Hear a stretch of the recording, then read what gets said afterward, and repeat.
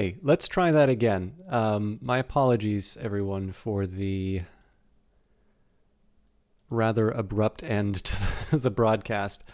Um, I don't know if this is a processor thing or something else going on, but essentially going to the Steam page with the stream up resulted in a pretty nasty crash. Well, not exactly a crash, but everything sort of froze up. So I'm just going to take a quick second here, look at Task Manager, and make sure there aren't too many terrible things going on, and then we will jump back into Old World, and I'll try and cover all the stuff that I talked about before. So, um, one of the one of the things I wanted to do between now and last week was play a bit more Old World and like try and get a little bit of a handle on some of the things that I was stumbling over last week. Now, as it turns out, it was a very busy week for me, and so this will be the first time I'm playing Old World um, since streaming last week. And one thing that I feel mixed about in terms of the stream from last week was I reloaded a lot. And I think I'm of two minds about it. I think everybody in stream was very kind about it. But one worry I always have is that it's sometimes very hard to distinguish between being a sore loser and learning the game. So the one thing I don't want to do, and I don't always feel this impulse, but I do know it's sometimes present, is that if like the one thing you don't want to do is if you lose, just reload. Because at that point, just lower the difficulty, right? It's a much more efficient way of, of playing, what the revealed preferences show them to be.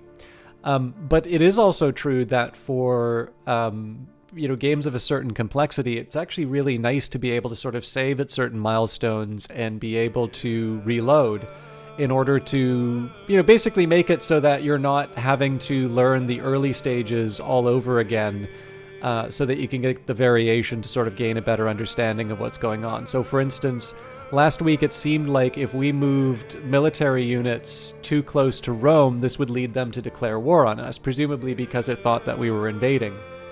Now, we don't want to invade Rome. In fact, we want to, we want to focus on the Assyrians if we can. But the Romans are in the way. The Romans sort of block my most direct path to Assyria.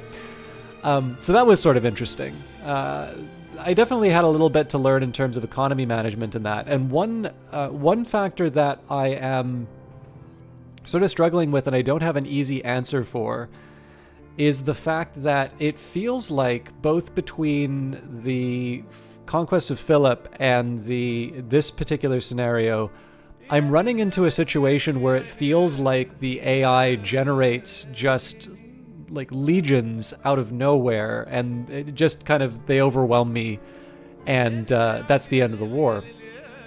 Now, I suspect that's not what's happening. Like, I can understand in the scenario that maybe you would want to have something like that happen. But the idea of a single-player game like what I was playing doing that really doesn't make a lot of sense. It's something that I would be very, very surprised if the game was actually doing.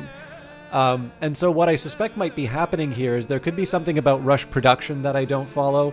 It could also just simply be that I don't have kind of the proper intelligence of my target. So, for instance, I definitely know there's a couple of Roman cities nearby, and they could be housing a lot of slinger units that I just wasn't aware of. There are a number of different things that could be going on there, but it is something that I'm ultimately going to want to find a solution for.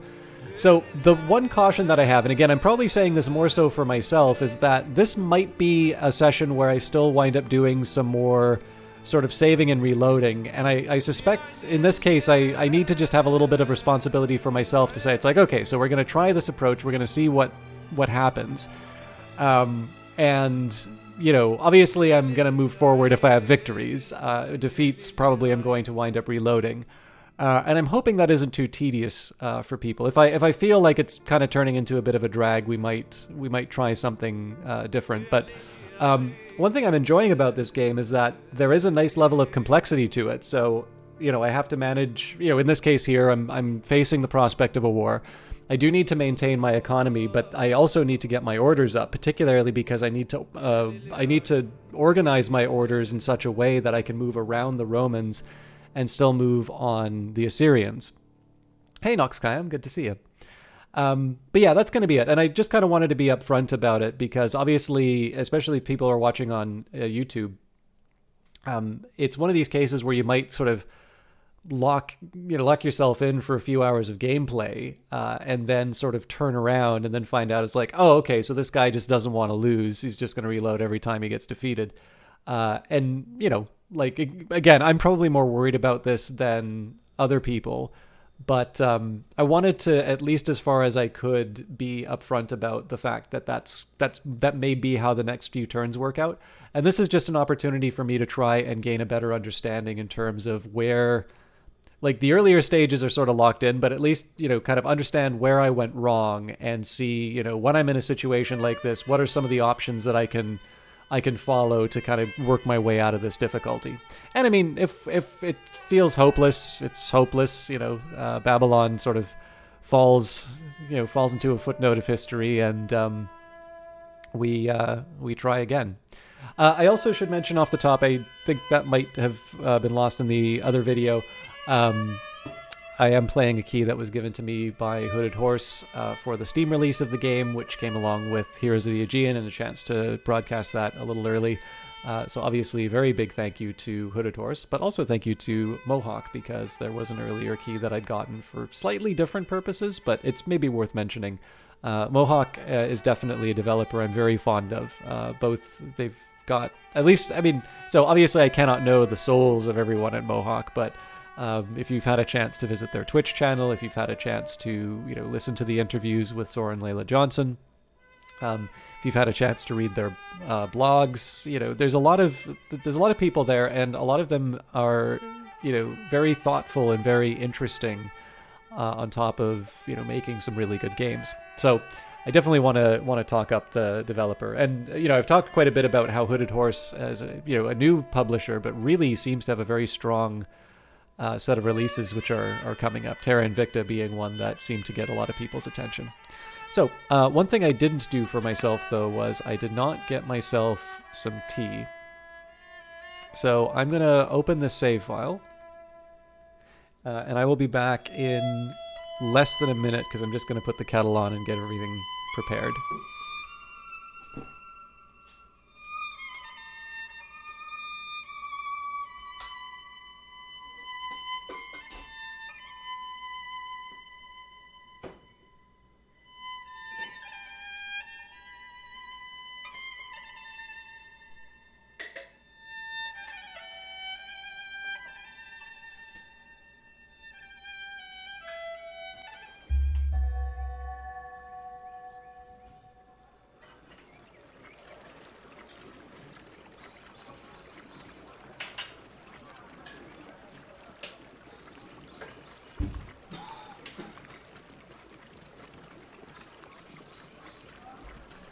Okay, so we've got a couple of goals ahead of us. Now, one I'd like to do, but is seeming increasingly difficult to accomplish.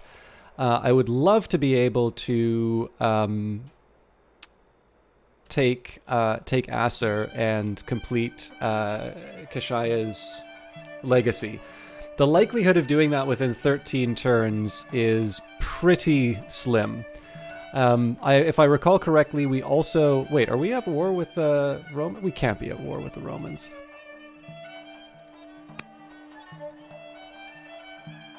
No, we're still just at war with the Assyrians. But the Gauls are currently invading, so we're going to have to deal with that invasion as well. So one of the things I'm going to try and do is sort of move up through Carthage. I'm probably going to try and take Katna just because it's a nice little base to operate from. But again, the challenge here is that I've got a few different units that I want to work with. And at this point, it's quite clear that I want to be careful about what I put in this region. If the Romans are going to get a little testy, I'm going to need to keep some defenses in the area. But I think at this point, what I'll probably do is maybe try moving the elephants, the chariots all of the sort of fast-moving things we'll try and get in the area, and we'll see if we can do a really quick invasion to claim whatever cities of Assyria we can. Priority number one is, in theory, capturing the foreign capital is priority number one, but in practice, probably getting 10 cities might be the higher goal. I don't know. We'll see how it turns out.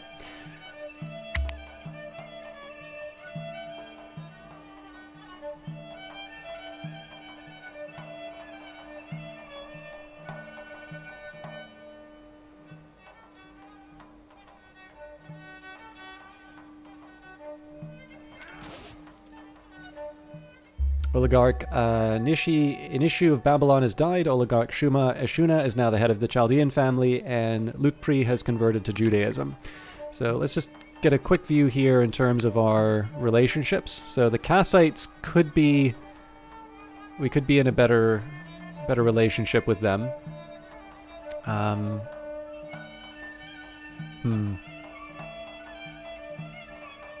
We also could have a better relationship with Babylonian paganism, but... Okay, well, like I said, I wanted to see if I can work... on the Assyrians where I can. So... I don't think this will make a difference, but...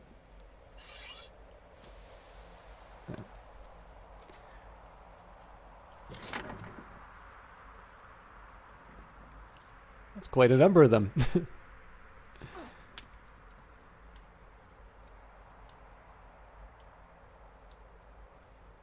Now, the really tricky business is we don't actually have that many more units left in the area.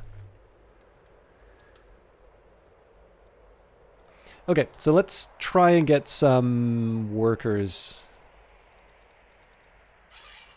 dealt with next.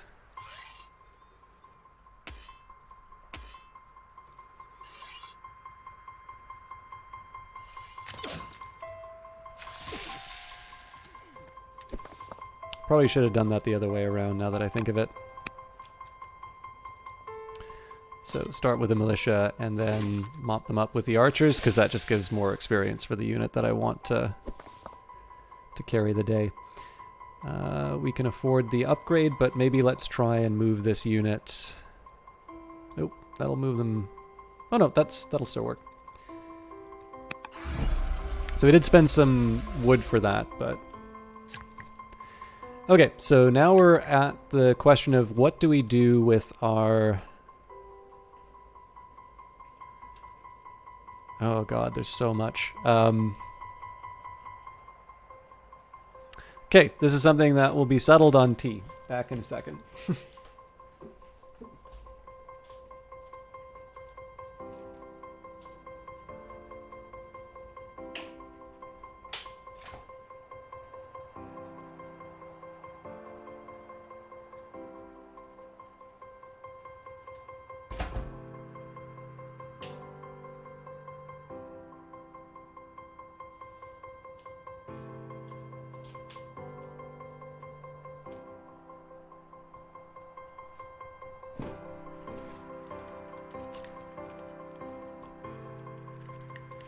Okay, so there is an appeal of building the pyramids because it is a wonder of the world. Actually, we can build it anywhere, so there may be an argument for building the pyramids in this region.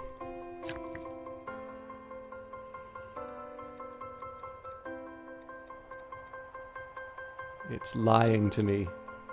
It said I could build it anywhere, but I don't see the option to build it anywhere.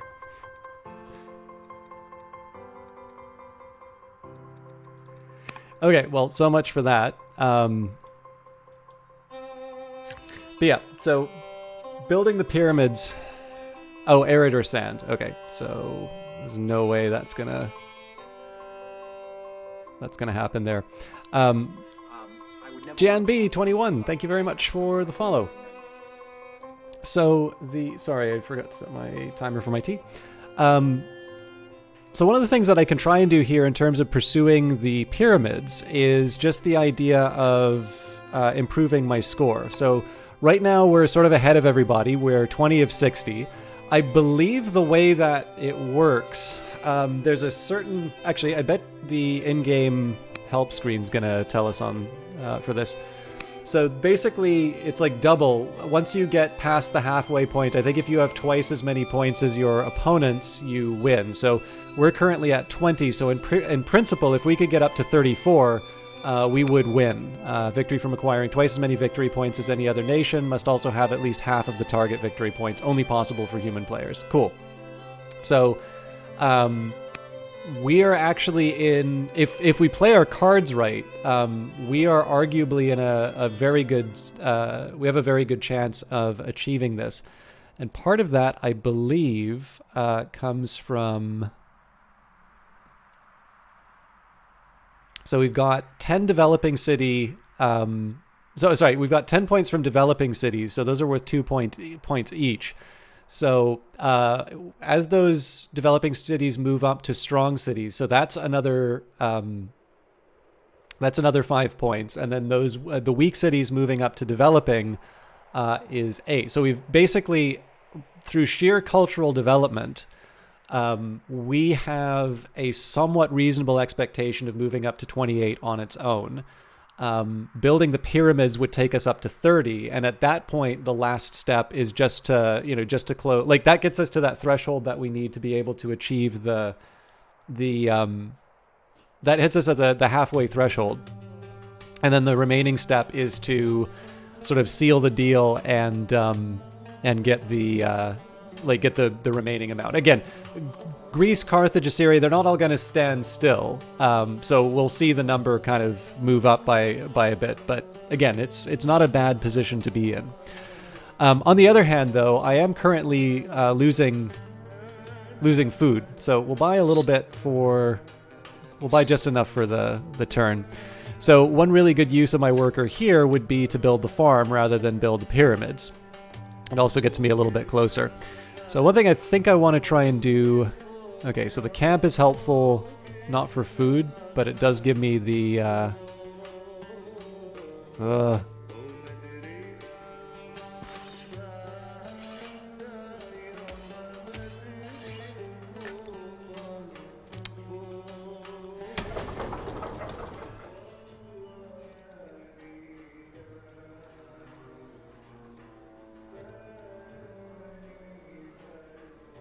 Okay, I'm gonna start with a worker for this area.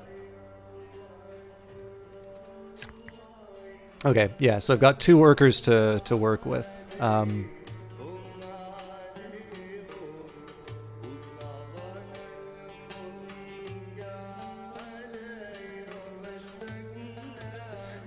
gonna grit my teeth and build the farm.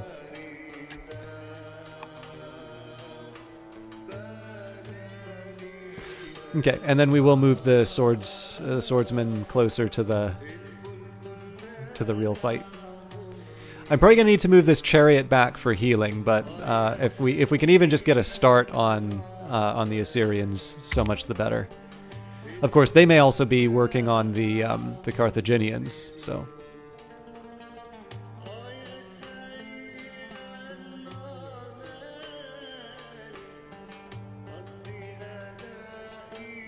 Yeah, they are going after the...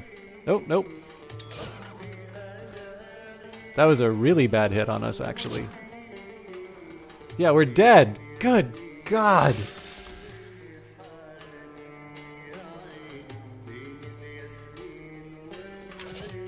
It's a lot more guys than I was expecting.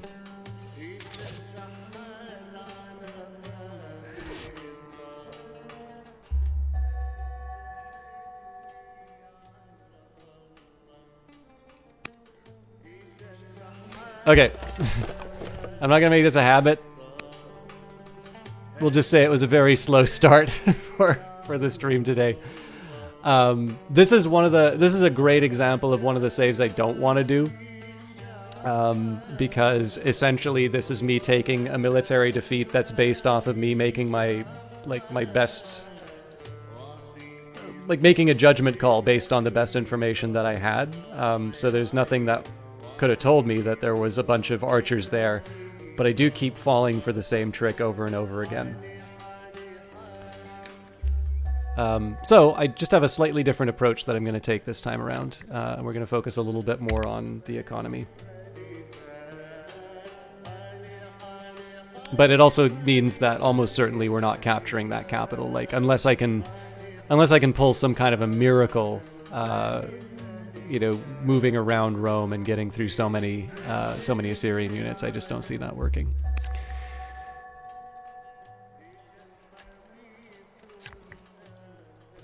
So all the old moves that we did last time.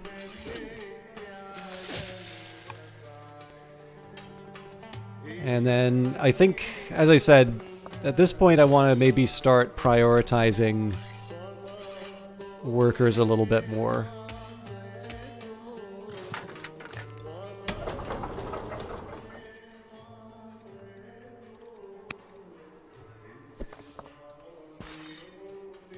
Is that really it for workers? Okay, well, that's not terrible.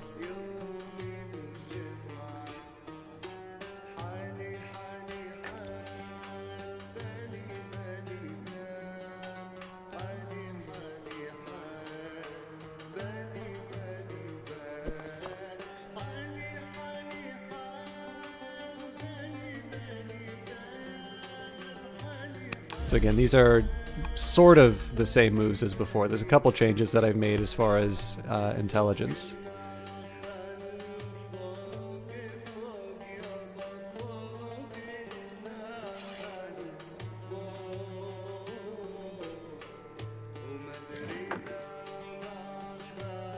Again, we don't want to get too close to the Romans, lest we annoy them.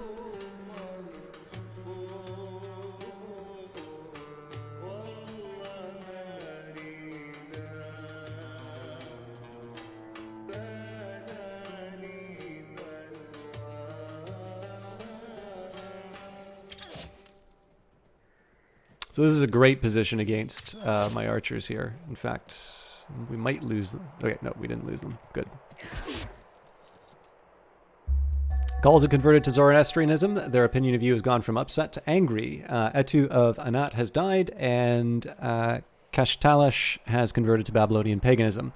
Prince Hammurabi is now old enough to be tutored by courtiers. So the game is recommending citizenship, so this will give me divine rule. Now, I do like the idea of lowering unhappiness from shrines. It is going to cost us money, and in fact, we are a bit short on money. Yeah,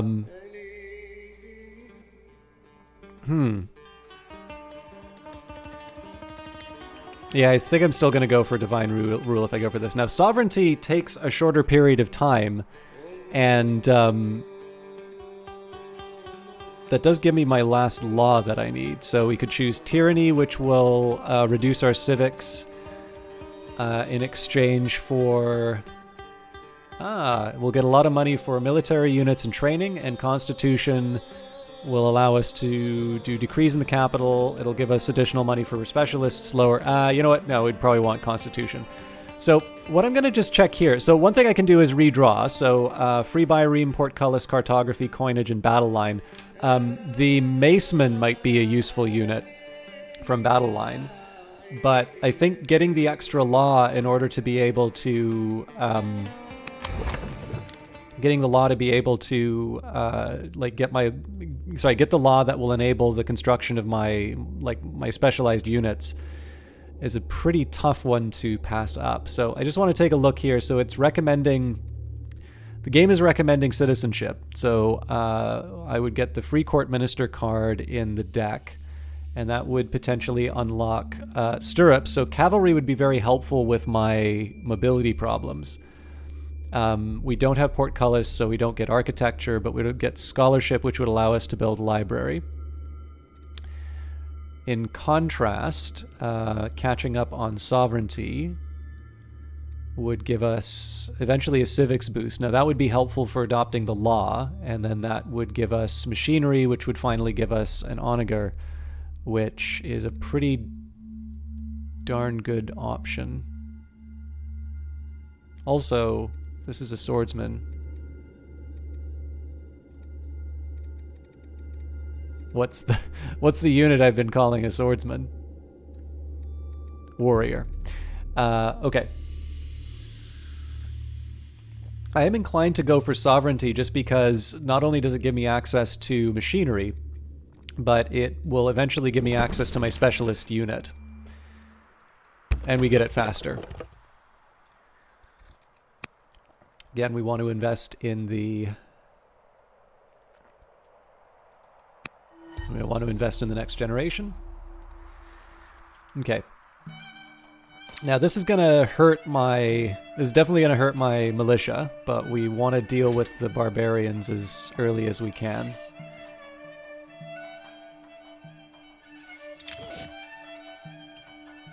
So the rest of this is now going to be prioritizing workers as before. Alright, one exception.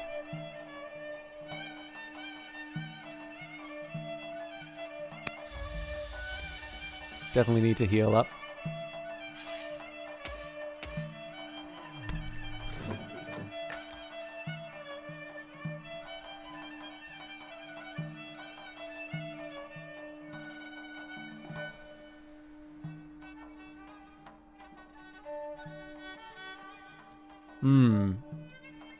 So if we can find a way of angling this to help out the Carthaginians, who are definitely getting...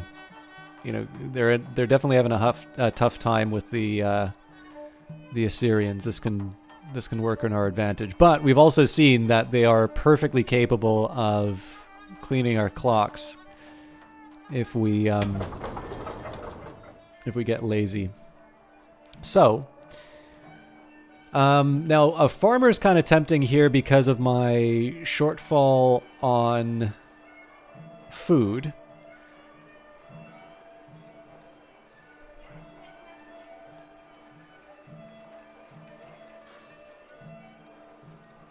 Treasury helps me with the money problems. It takes us a very long time to develop everything else. Yeah, I think I'm going to take advantage of my citizens. So we'll build one farmer, clear that out.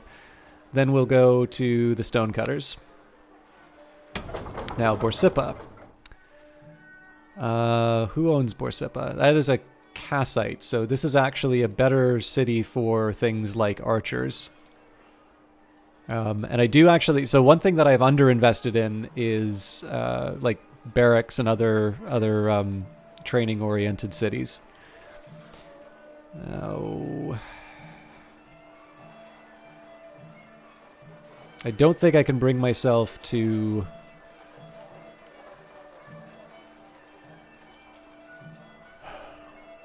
Yeah, I'm gonna go for the farmer. A war demand. An emissary from Rome arrives on horseback, escorted by a team of the finest Roman soldiers. He carries a message.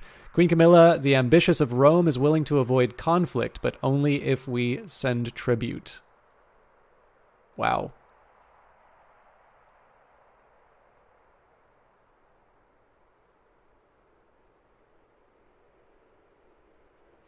Now, what I'm trying to remember, and maybe some people can help me out with this from last time, did we try to make peace with Assyria and just focus on Rome? Never. You may be interested to learn that, for better or worse, Duchess Kashaya is showing signs of taking after her father, King Consort Sin Mubalit. How this influence will take shape is yet to be seen. Here's looking at you, kid. And Duchess Kashaya becomes romantic. Time passes quickly. Prince Hammurabi is growing up fast and eager to learn. How would you like to educate him? So in this case, he is the first in line, so traditionally we have made our kings, and queens philosophers.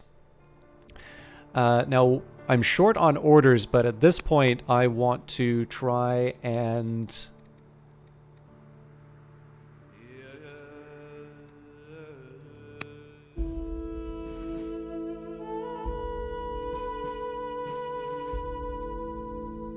Our people have suffered greatly in the ongoing conflict. All the gold we spend on war could be spent here in Babylonia. Perhaps it's time for a truce with Assyria.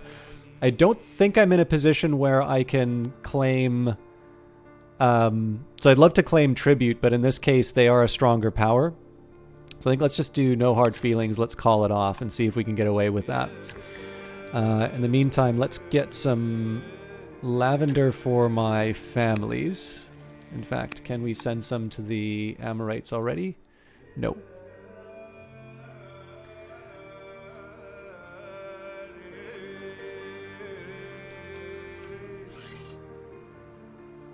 Okay, so at this point, I think we try and gear ourselves up for war. Now, one of the things I need to remember is that the last time we had to deal with Rome, there were actually quite a few units that showed up here. So maybe an early hit on the slinger may not be a bad idea.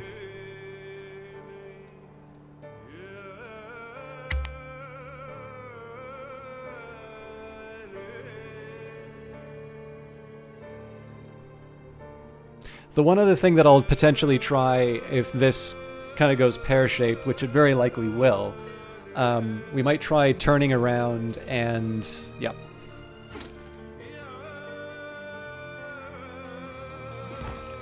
I think we actually had the same embarrassing death last time, too.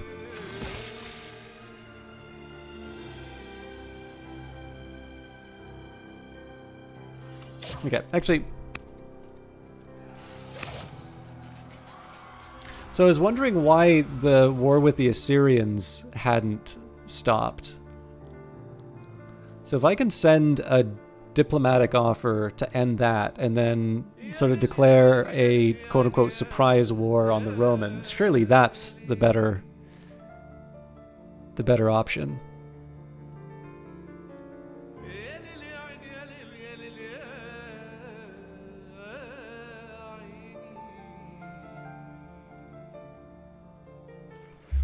Okay, so more... oh, sorry. I could trade training for... I could try training for actions on my workers, but we'll leave it be.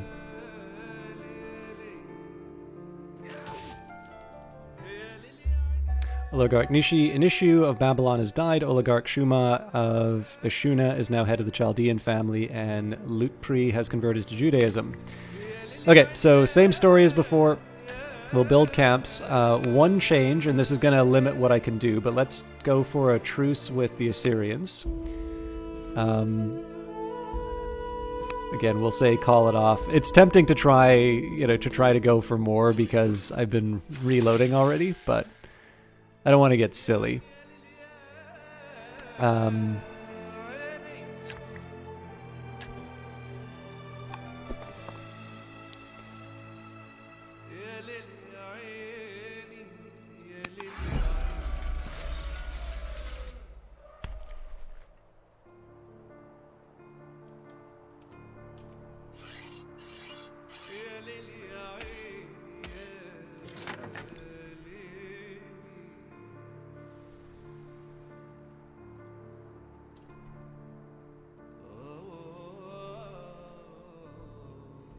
So this kind of confuses me even more in terms of where all those slingers come from when the fight with Rome starts.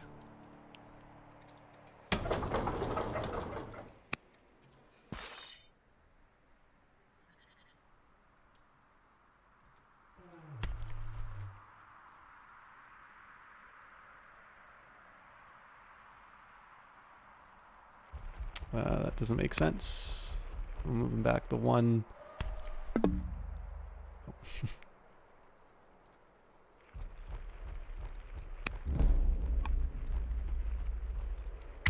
So again, this is sort of anticipating a war with the Romans at this point.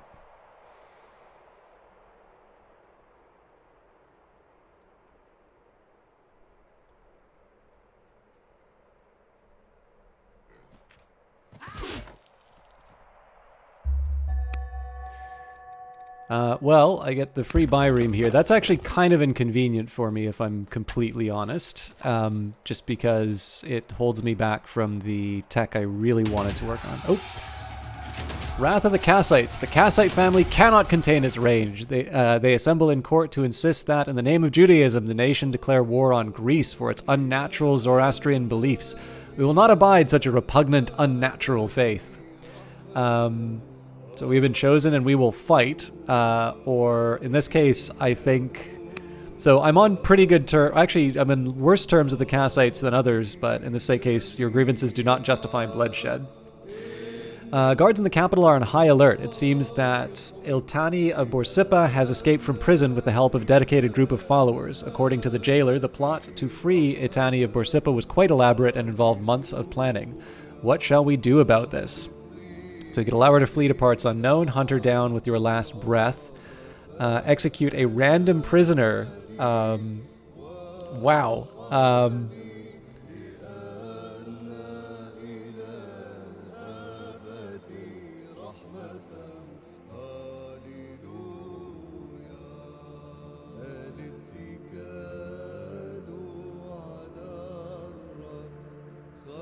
I think we hunt her down. Again, we make Hammurabi a philosopher, and I am going to do the same... Well, sorry. First of all, defense of the realm. And then next I want to see if there are any workers free. Any leftover we spend...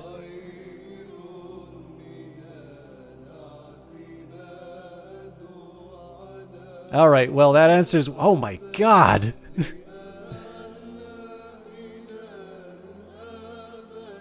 What a nightmare. Yeah, all right. But yeah, so... Jesus. This explains a lot in terms of where all those slingers came from, I suppose.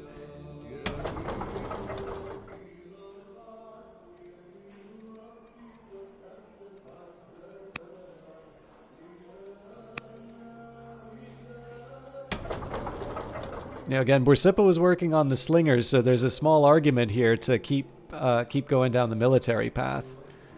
I am, however, going to use up my citizens first.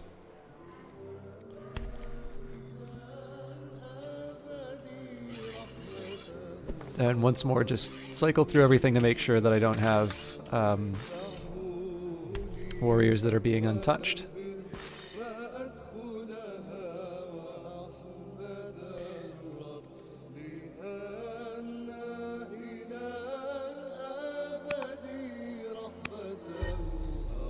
Forgot to... This is a very helpful addition inside of the game. So one of the things I'm trying to do here is just sort out the best movements for a lot of my units. So like, we are pretty poorly defended against the Romans down here. But again, if our focus is going to be to try and take Rome early, we kind of need to put all of the emphasis on the sort of the left-hand side. So I think what I'm going to do here, where I can, I'm just going to move my like my most distant units to sort of where I hope for them to be. We can also try and get some people up near the...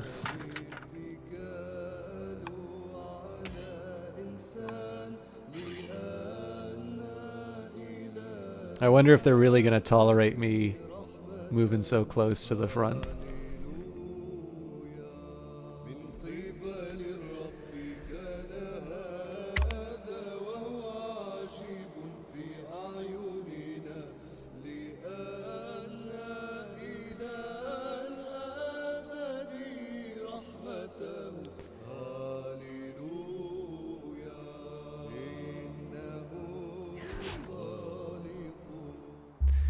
We are now known as Belisunu the Learned. Governor Amel Marduk the Younger, the governor of Marad, has died in office. Ublanu Eshuna has converted to Babylonian paganism, and Duchess Zakidi is now old enough to be tutored by couriers. Battered and bruised, your delegate returns from Assyria. King Rimut Adad, the architect of Assyria, it would appear, is all fury and wrath. Born of his festering vengeance, there will be no truths. So be it. He had his chance. Apologize and ask him for forgiveness. Nope. We will do sovereignty for the same reasons that we had last time, but that is gonna mean that I'm sort of my attention is split, which is not so good if I'm going to be provoking Rome.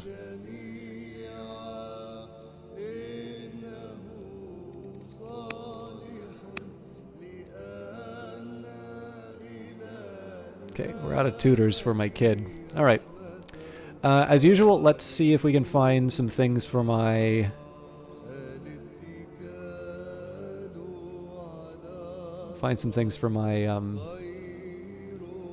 workers to do.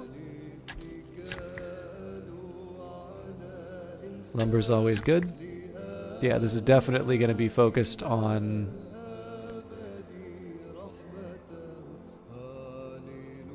This is definitely going to be focused on all of the... oh, it's recommending a mine. I was like, isn't there a mine here already? Yeah, so all of the orders this turn around are going to be spent building infrastructure. But I'm okay with that because that has a longer term payoff.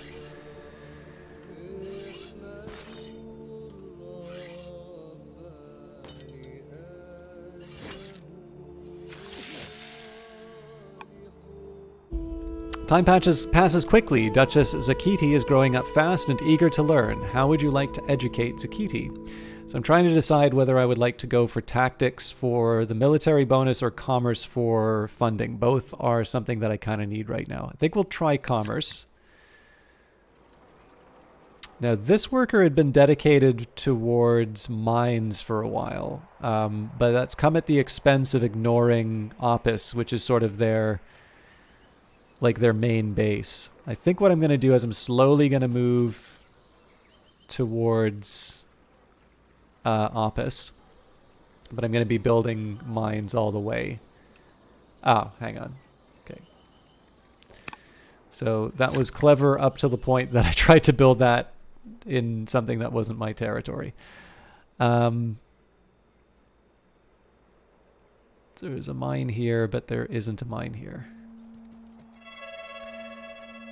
And I gave up a few orders, but the intention here really is to just start crossing into Opus and starting to make improvements that are meaningful for this settlement. I think that's all my workers. There's a slightly different way for me to do that, and that's to just go through the unit list, but I don't find tab that hard to work with.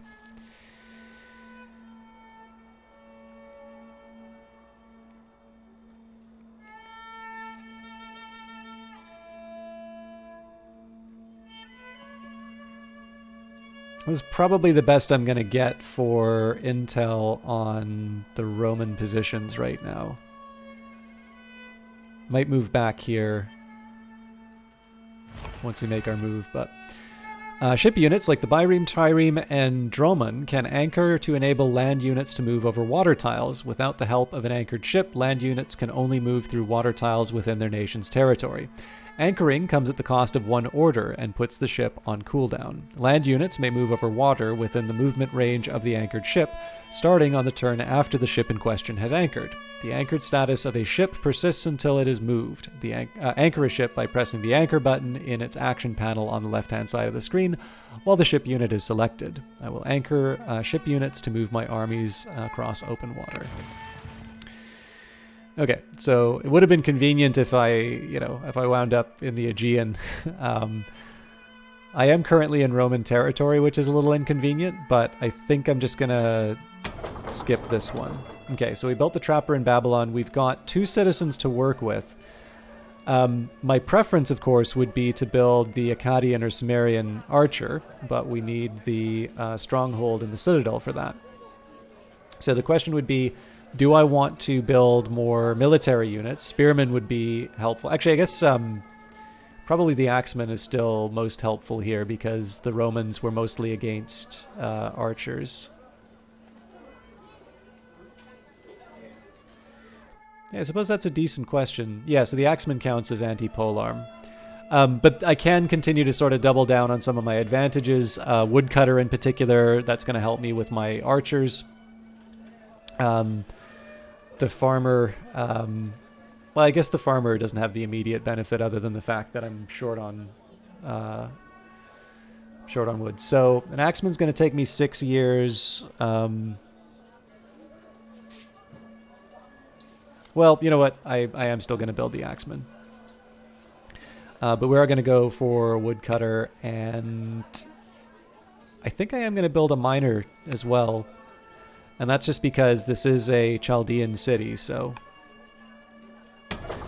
Okay, Anet has... I believe they just made a slinger. Oh yeah, it says right here. Now, their discontent's actually kind of high, so this is a point where I may want to start...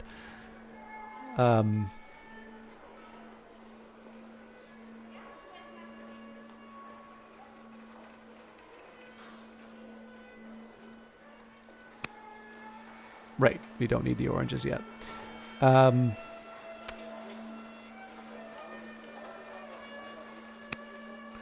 think I'm going to put on a festival because these discontent levels are starting to be worrying.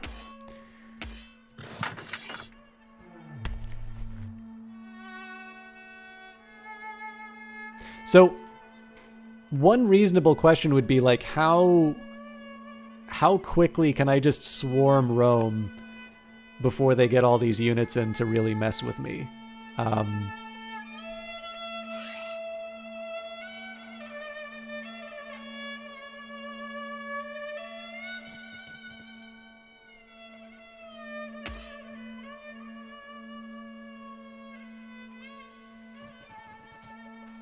So again, we are going to have to defend against an attack coming from the north here, but...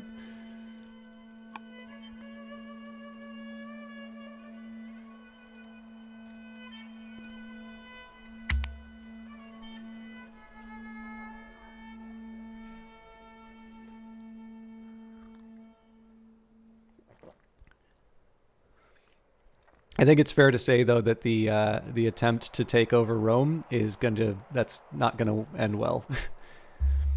Okay, war declares Rome on Carthage. King consort Sin Mubalit, your husband has fallen ill. So this might actually work in to my advantage, because if Rome starts redirecting their units towards Carthage, that might give me some opportunities to lay siege to Rome. So now that Opus thrives, its elders wish to do more for the poor. A proposal for welfare provisions in Opus reaches the court, and the debate begins. Imposing a grant of money for the hungry would reduce the state's funds, but it would set a powerful precedent. It would be seen as a protector of the people. So this is a culture event in Opus, which moves our culture rating even higher.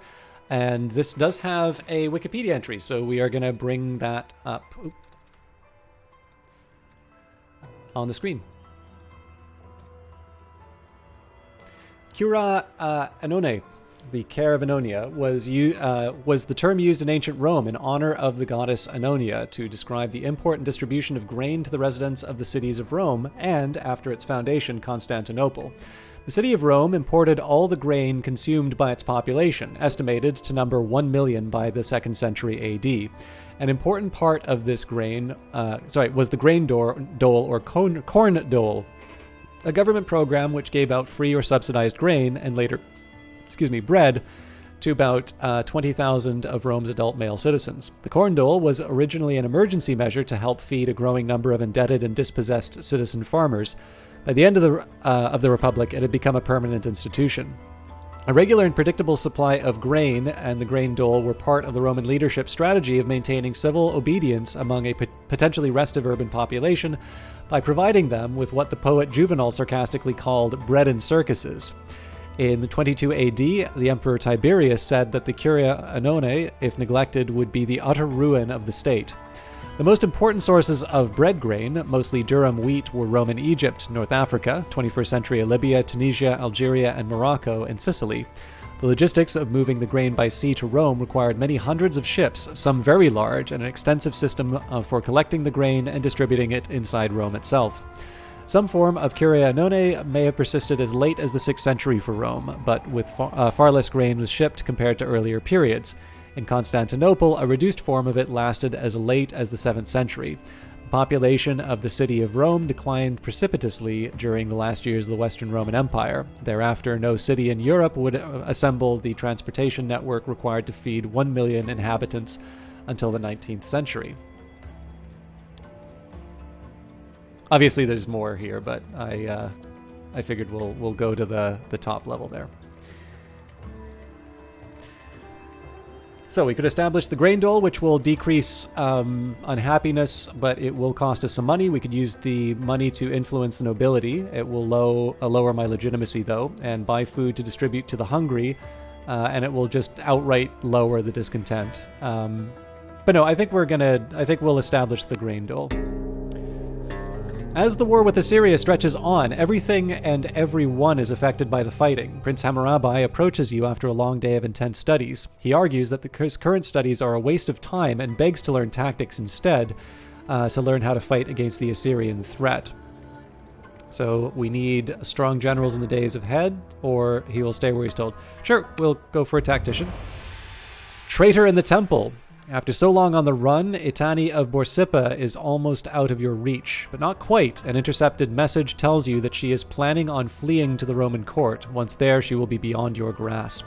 There is one last chance for capturing her, though. Despite managing to avoid your agents at every turn, Iltani has made a mistake. She is planning to meet a Roman guide at the Zoroastrian temple near the Roman border. Breaking into the temple to seize her may be your one chance to capture Itani before she's gone for good. Will you risk divine wrath to do so? So I will not desecrate the temple, take her alive, or this ends now.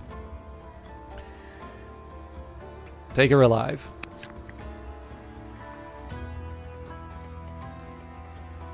Okay, let's get a governor in Murad. So generally I like to go for anything that gives me all positive. So Duke Abi Ratash is currently in the pole position. Yep. And Larissa wants production, so I think in this case we're going to go for our traditional worker.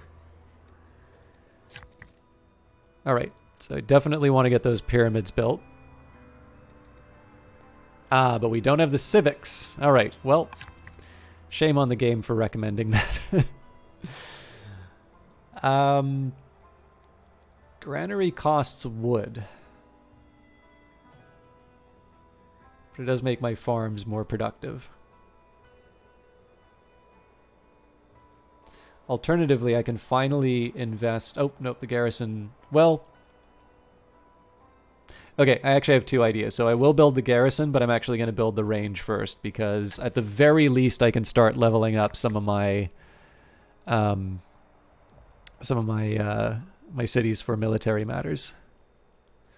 The amphitheater is tempting because of the reduction to discontent as well as the extra culture. Now, Babylon is already strong culture, so it doesn't need it as strongly as some of the other regions. Alternatively, the hamlet will help me out with money. So, you know what? Changed my mind.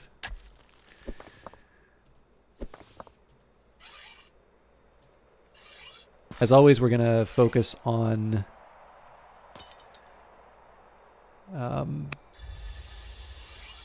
focus on moving the most remote units first.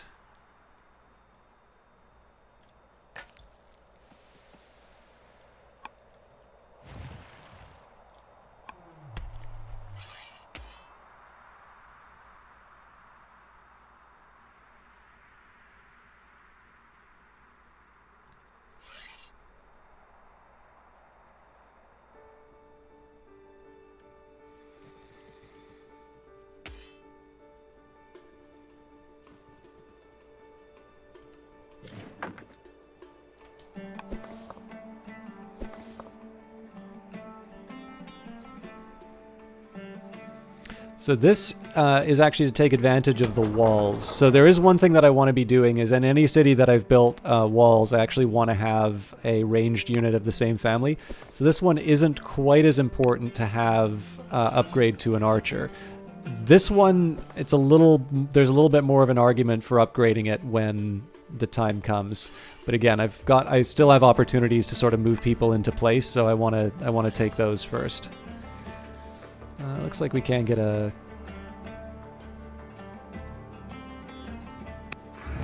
bonus in, though. The Romans are pretty cool about me stationing units sort of at their borders like this. One thing I should have done earlier was move the scout up to this region. Matriarch Fertima the Younger is now head of Zoroastrianism. Queen Belisunu the Learned has tutored Prince Hammurabi, improving his courage. King Consort Sin Mubalit is thankfully feeling much better now. Nindintu the Younger has died, and Duchess Kashaya is now old enough to be tutored by courtiers. Okay, I think we said we were going to go straight for onagers. So the game is recommending monotheism, but in this case I'm going to go for the onager just because we are going to be doing some war pretty soon. I need to wait on my civic, so this unit's going to take a breather.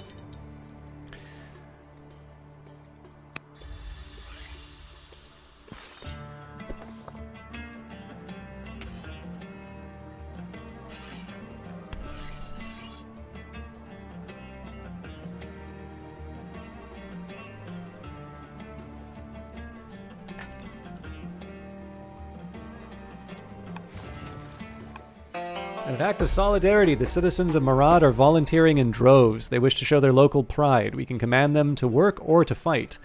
Definitely want more military units. Vanguard Master, how you doing? A new game has become popular in Nipper. It's a two-player game called The Game of 20 Squares. The game is played on a board where two large rectangular areas are joined by a narrow bridge. Both players have 7 pieces, gradually placed on the board, and throw a 4-sided die to determine the allowed moves. Players race to remove their own pieces by getting them to the other side of the board while trying to capture opposing pieces to impede their opponent's progress.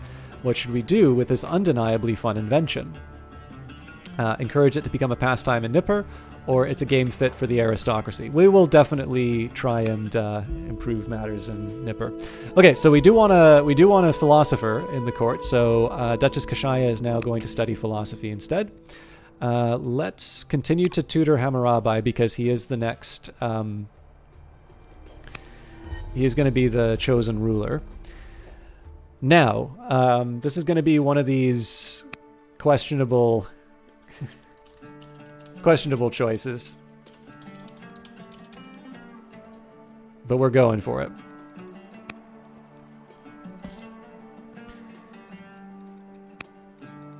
So this is definitely premature in the sense that there's a bunch of archers which are going to come and eat me alive in response to this.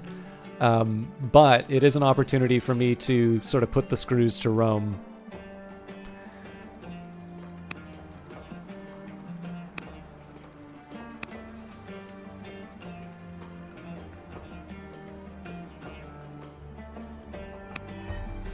Court has reached an impasse. A decision is needed. Shall we break our peace with Rome? Wait a minute. I didn't realize we had a peace with them. Why are they asking for tribute?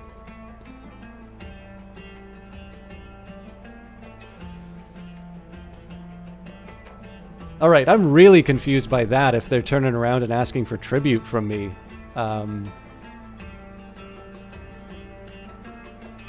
But let's see.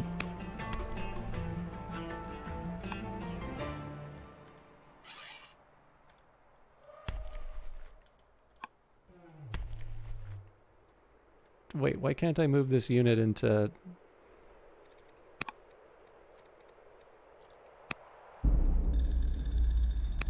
There we go.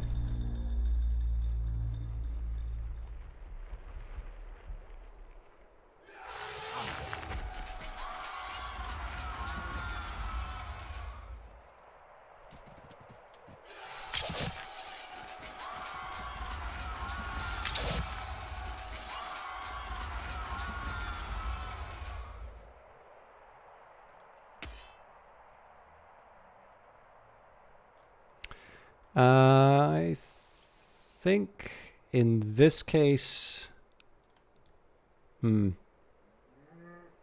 willing to move up, but I don't think I'm willing to,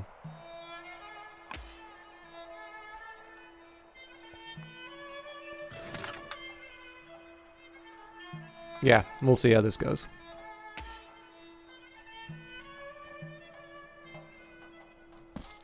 I am, however, going to buy up some movement, because we are going to need all the help we can get on this war. In addition, I should probably prepare for the worst here, but...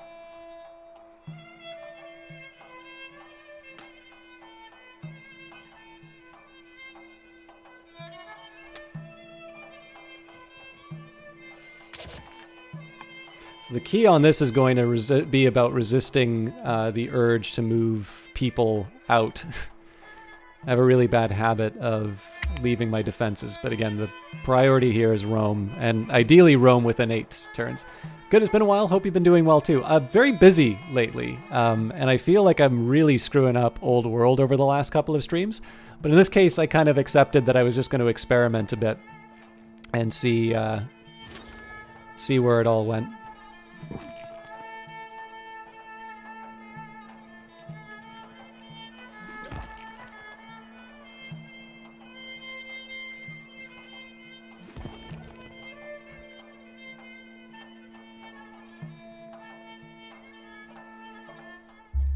Trade Network, you've built your first hamlet. A hamlet and its upgrades, village and town, will produce extra money if brought into your trade network. Bringing a city into your trade network will reduce discontent there. The trade network consists of all tiles connected to your capital city. Cities and hamlets can be connected with one another via roads, rivers, urban tiles, and even open water. You can connect a city to its harbor with a road. You can check the trade network overlay with the trade button on the left-hand side of the minimap or the B key and verify that a city is connected to the trade network by checking that the network icon is displayed under the city banner. I will extend my trade network to gain more money and reduce discontent. Okay, so it looks like the Romans didn't move their units up here after me. So, sure, what's the favor, Vanguard Master?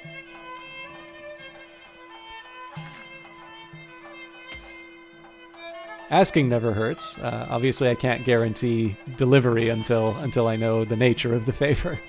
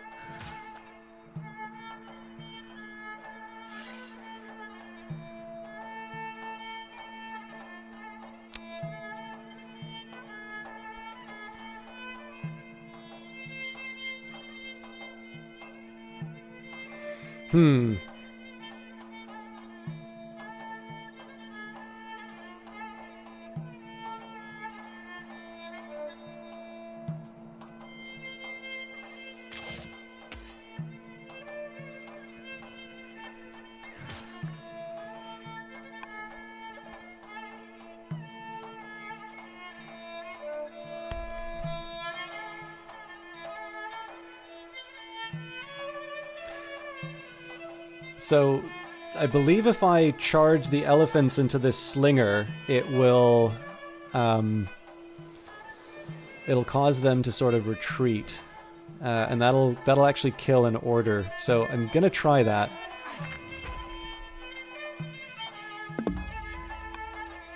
I'm hoping I made the right call there, but.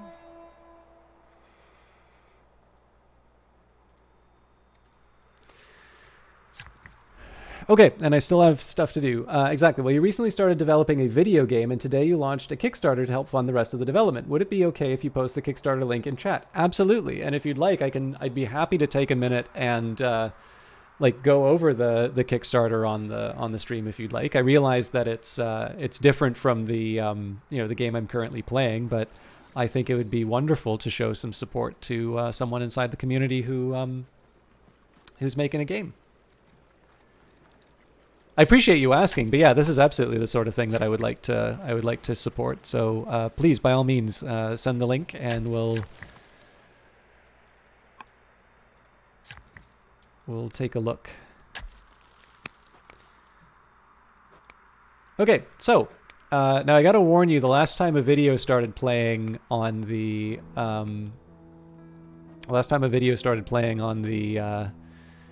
video. There were a few there were a few problems, so I'm just gonna pause the.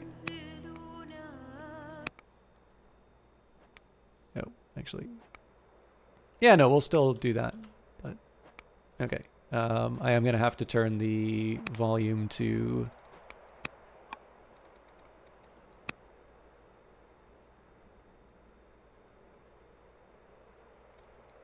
There we go. And since we were just in the beginning stages of it, you've been only working for 3 or 4 weeks. We appreciate any feedback if people have it. Sure. I'll maybe hold off on any feedback on the stream just because I don't want that to suddenly become... Okay, so I don't mean to suggest that I have a very overdeveloped sense of my influence over people. But I do tend to notice a tendency when someone says something on a video that it becomes the only thing that people say about a given project. So what I'll do, I know, number one, I may not actually have any feedback or that, but if I have any feedback, I'll offer it sort of in private in the comments section. But for those of you, again, for those of you who are not able to see chat, there is a member of the chat here right now named Vanguard Master who just let us know that they're working on a Kickstarter campaign. So what we're going to do is we're going to bring up the browser. We're going to watch the video. If I'm assuming that's okay. And then we'll read out the Kickstarter information. And, hopefully for those of you that this speaks to, you have a chance to support it.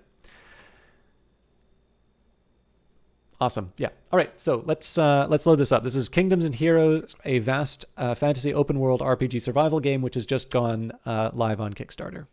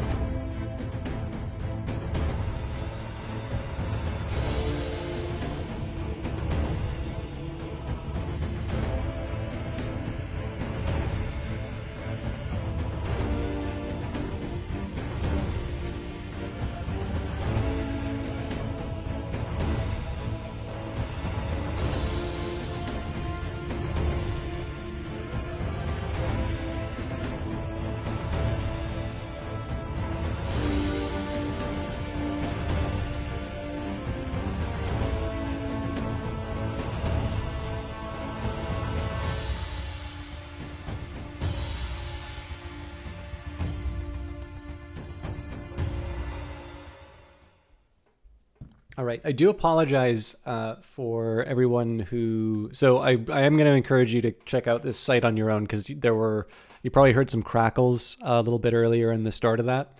And that was me and my computer. That is definitely not the video. And I realized that if I'm showing off Vanguard Master's stuff, I should be showing it in its best form, which I realize is, I'm fighting against the fact that I've got a data project in the background and a game running in the background. So the Kickstarter has got, for me, a $170,894 goal. I'm going to assume that that's after currency conversion. Wait, what? Converted from Canadian... No, sorry. So it's a 220,000 Canadian goal. converted, I guess, down to 178.94, and I guess Kickstarter didn't check that I was in fact Canadian. All right, so based in Calgary, Canada. So I apologize, Vanguard Master. I've just doxed you and your team. So let's read up on the story on this. So the team, most of us are aspiring game developers, and we hope to create something to be proud of. This project has been our brainchild for more than a decade, with only recently emerging into something tangible, as well as this shared vision of what we believe is the perfect RPG. We can proudly say that we are blessed with lots of talented artists, designer, coders, and many more skilled individuals working on this project.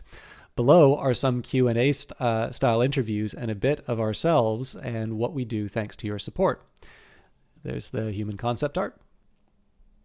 Vanguard Master 5788. I think that's your Discord ID there.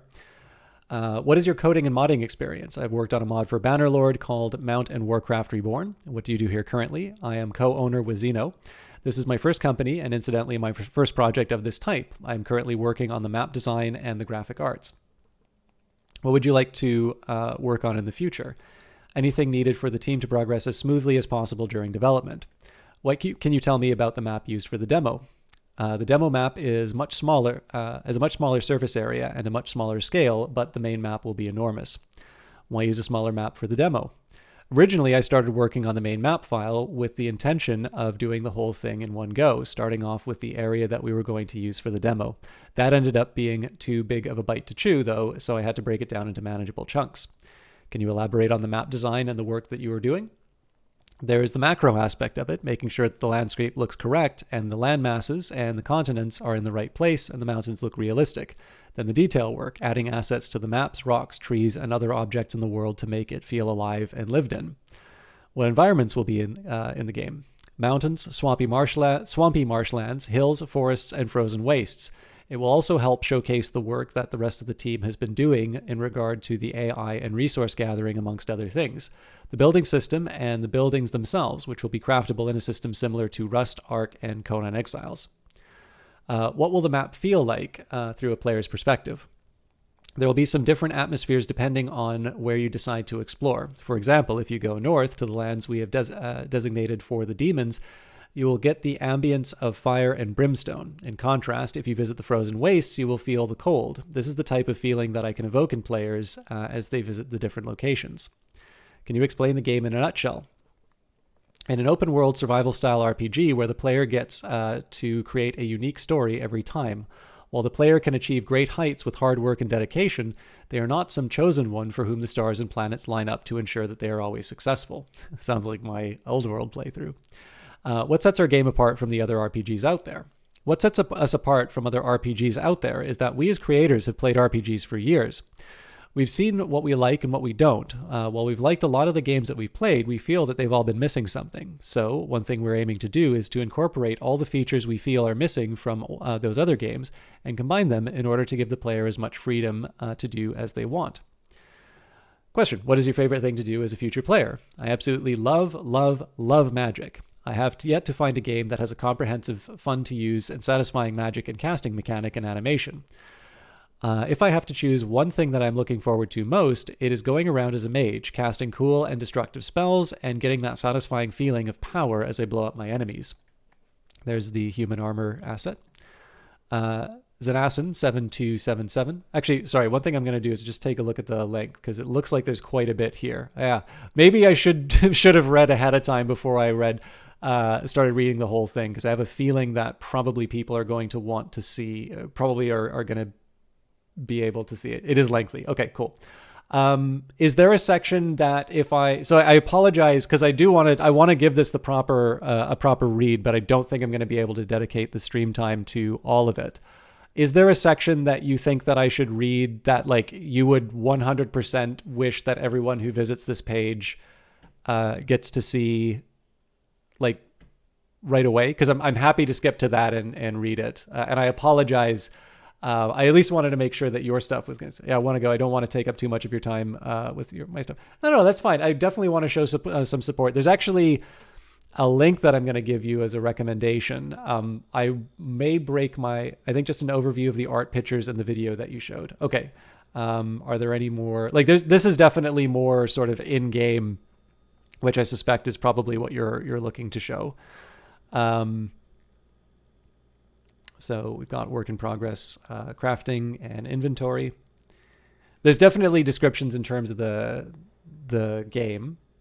It looks kind of almost Diablo-like for the division of the or like in terms of the setup for the. I'm assuming that's health, mana, and stamina. It's another human armor asset. So these are resources. I'm assuming this is part of the game's crafting system. Okay.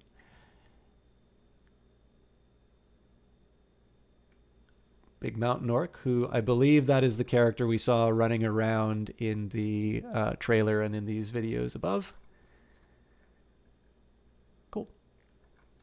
So, actually, I do have just a couple little bits of feedback, if you don't mind, Vanguard Master. I did originally say that I wasn't going to say this out loud on the video, so I'm going to leave it to you as to whether or not you would like me to say that on the video or just leave it privately, but I don't think it's too harmful to say this stuff on my own. Okay, cool. So I'm going to give you a link that you may find helpful for the trailer. The only thing I wanted to sort of point out is that out of the 2-minute trailer, there's a lot of time that's spent clearing the ground. So it's almost like we're at about a minute here where we start seeing the things being built. And so in terms of overall time use, one possibility, there's a couple of, I don't know if you've read any of Chris Zuchotski's, sorry, I may be pronouncing his name incorrectly, but he's actually done a couple of articles on, it used to be called Gama Sutra. I think it's called Game Developer now. And he talks about the amount of time that it takes for someone to to watch a trailer and like move on. And in this case, I have a feeling what might be happening is you potentially could be losing some people in these first few seconds. It is really that short. So what may be happening with this trailer here is that there's a little bit too much time spent on clearing things out. I think there's probably something very interesting about seeing a base being built up. And I think in general, if you think about, the games that you've mentioned inside of your list, Ark, Rust, why can't I remember? Was Minecraft the other one? I don't think that was. Conan Exiles, sorry. Okay, cool. I don't know if I have that individual. I don't know if I know if I have that individual article, but I'll try and find it for you. But yeah, in terms of this, so I think you're working in material that people seem to have just this endless demand for. It really does seem to be that sort of survival crafting style games have it just feels like these things. People will always keep buying them. It feels like in some cases. It's funny because for some of them, I've actually really struggled to get into them. So it's a gap in terms of my own gaming understanding, in terms of sort of seeing sometimes where the appeal for some of the games are. Like I really wanted to get into Conan Exiles, but we ran into a bunch of networking problems. So that was my one chance to get into the genre, and then it sort of fell apart. The other comment I was going to make, so just one in terms of the overall trailer, is that you, in terms of you obviously have interesting things to show here. And so I would just sort of say that in terms of the proportion of the video that's sort of spent on clearing out the ground, it may be that you want to cut back a little bit on it, but that's going to be related to the link that I send you in chat. And then the other comment I would just make is that, I noticed that, so you'll kind of notice that I was sort of checking in terms of where I was in the overall write-up, in terms of basically what the game was. So I have sort of the log line at the top here, a vast fantasy open world RPG survival game. And I like that you're talking about some of the things that you're interested in, and you sort of games that you're taking as inspirations. But what I suspect you may be getting from some of your potential visitors will be that they need to work quite a bit to sort of find out what the game is. It's once you start sort of moving down here that you start sort of seeing what the game is like. And so it may be that you want to dangle a little bit more in terms of sort of what people are getting and sort of the vision that they're going to be backing. You kind of, ideally you want that as a hook. And then once you've gotten their interest in that sense, then you can sort of tell them a little bit more about your background and whatnot. That was my particular perspective on that. But again, I also don't think you just put this all together at the last minute. So those were the 2 bits of feedback I wanted to give you. And we've got Dan Van Dam, who is an excellent streamer in their own right, as well as moderator for Kilgore Trout. But how are you doing? What were you playing today? Thank you very much for your raid. We are still doing Old World, and I'm struggling a little bit with my current playthrough. But Vanguard Master just let us know that he has... sorry, I said he, but I actually don't know if you are a monsieur or a milady. But they have let us know that they've actually just put a Kickstarter live. So I will kindly share... Well, I guess I can't personally say kindly. I will share the link that they kindly shared with us. All right, you are a he. And Draconic Dude, thank you very much. Sorry, all of you who wanted to see some Old World. We will be getting back to that momentarily. But this is a Kickstarter that just went live. It's Vanguard Master, so if you'd like to give some feedback or if you would like to check it out, I just found out about this myself. And where were we? And for those of you looking for Daikatana, you can check out that Dan Van Dam link there. But I don't think you can actually change the video on Kickstarter, but you'll definitely keep that in mind for future videos you put in our Discord. Our video guy wasn't available today, so that's what you made really quick. And unfortunately, you have no talent with videos. Well, I mean, I please, again, like, so I am actually going to, I do want to get back to Old World as quickly as I can, but there are a couple things that I want to do. Giving and receiving feedback is a little bit of an art in its own right. So, you know, things don't get better if you close yourself off to to feedback. But you also have been living with this project for much longer than someone like myself who's just getting the first impression. And so, you know, people can give you suggestions, but in the end, whether or not they align with your vision is part, you know, that's part of the challenge. And that's part of being, you know, a creator. Let me just take a quick second here. I'm bad at multitasking, so I want to see if I can find a brace yourself thing. But yeah, so please don't, like, I want to say, like, just because I'm making a reference to how the start of the Kickstarter video started on there, that doesn't mean that there aren't merits to the, you know, to the video overall. It's just that I happen to know that those first few seconds are very important. And unfortunately, that's that time where there's quite a bit that's spent on the open field that's being cleared. So that's why I wanted to highlight it. But again, I definitely need to recognize that there are realities that that everybody's dealing with, and it sounds like in your case, it was one of your early video attempts. So the other one, I'm gonna have to rely on some of your. Can I find it?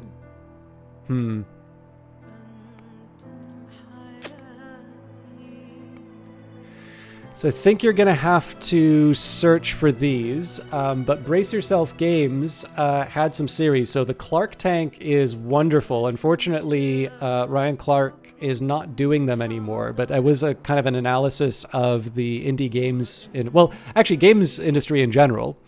But that was his sort of breakdown of happenings on the Steam marketplace and trends in terms of what was going on. But Marlon Weeb, who is their trailer guy, I believe it's called Choice Cuts. So if you search on that link there, that Brace Yourself link for Choice Cuts, that's going to be Brace Yourself's trailer, like their video producer, just doing trailer sort of criticisms and suggestions and all of that.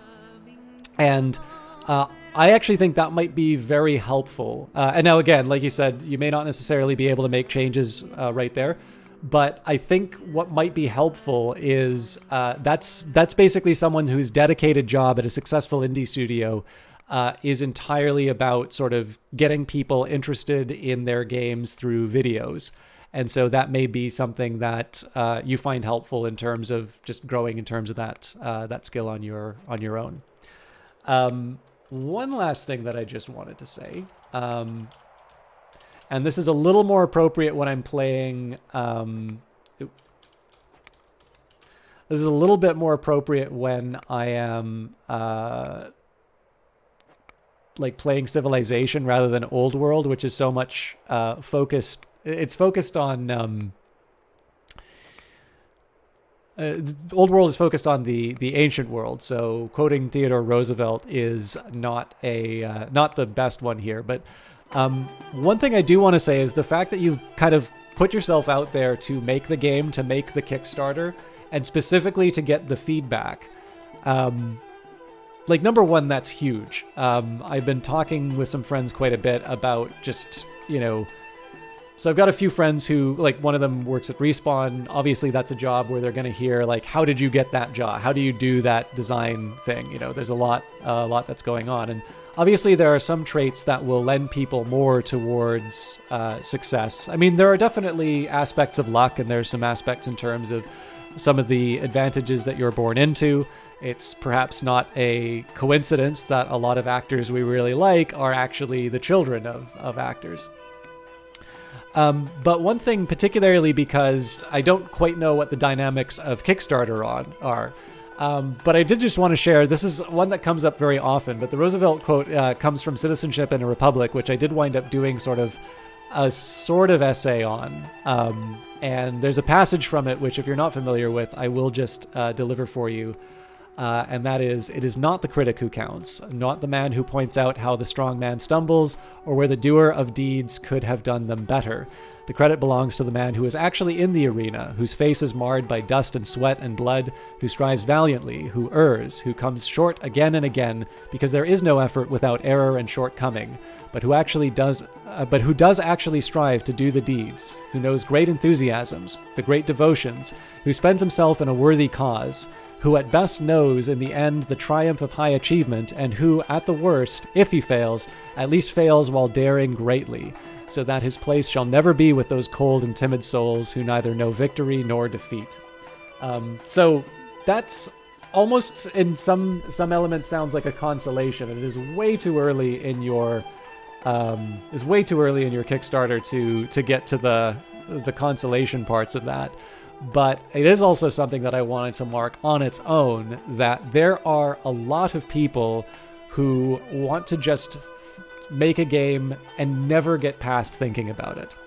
And so I wanted to also take a second that even if I was going to give some feedback in terms of the placement of certain bits in your overall Kickstarter and give you some thoughts in terms of where the trailer might be improved, I also wanted to take a second to share that particular quote, even if it's one that kind of gets overused in some cases, because I think it's really important to mark when people are actually doing things and are actually taking the chance. And so I wanted to make sure I got that out of the way as well.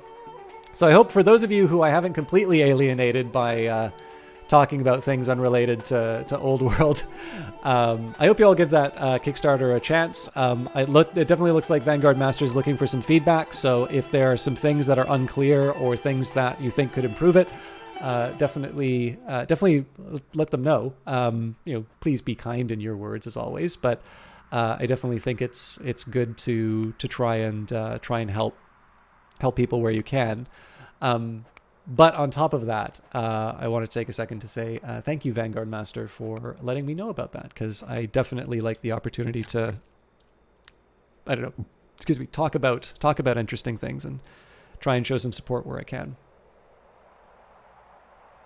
Now, I wish I'd put off launching the Kickstarter by a day so you could implement some of those suggestions. Yeah, no worries. So Vanguard, I think there is actually an option in Kickstarter to do like a preview of a campaign, but I mean, like there's always going to be another excuse not to do it. In this case, so I guess I'd put it to you this way: like if it winds up being a deal breaker, it's not going to be your only campaign.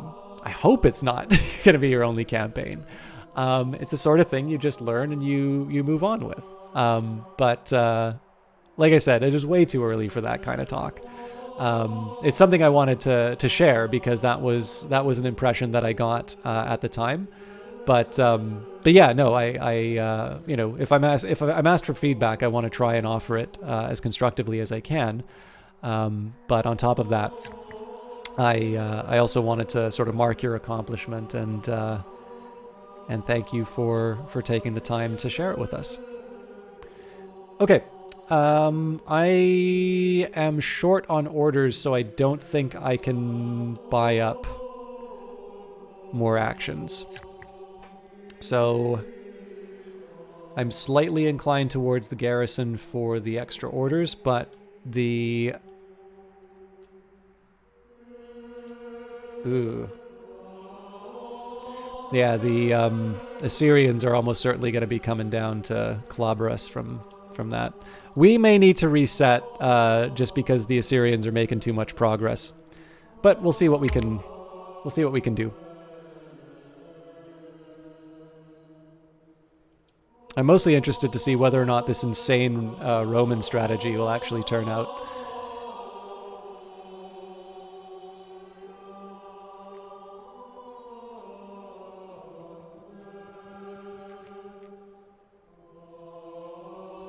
So that's kind of interesting to see him run like this. So Greece is now in a tribal alliance with the Gauls. King consort Sin Mubalit, your husband, has fallen ill.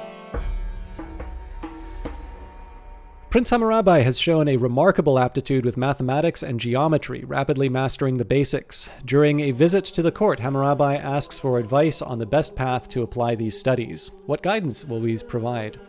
Engineers are in short supply at the court. Carpenters make many things possible. Or it is important to have a well-rounded education.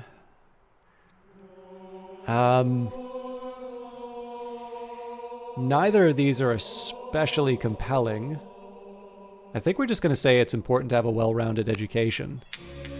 An oath of support. Oligarch Shuma of Eshuna of the Chaldeans approaches with a proposition. Queen Belisunu the Learned, we have a unique chance to help each other. I understand that more troops may be needed for the war, but in return I want an oath that you will help the Chaldeans should we ever ask for aid. The Chaldeans are offering some impressive spearmen and some of their finest chariots. Is it worth making a promise with an unknown consequence, though? Yes. So we could refuse to bind ourselves to the Chaldeans, or we could say, very well, we will swear this oath. Yeah, I honestly think a spearman in a chariot at a time when we're going to need every unit we can muster is absolutely worth it. So I think Assyria still count... Nope, similar power. Interesting. So they're both similar powers. So first thing I want to do here is try and deliver as much damage to Rome as I can off the top. I am also going to focus on my archers delivering some pain. The next step, though, is to actually, let's also get the job done properly.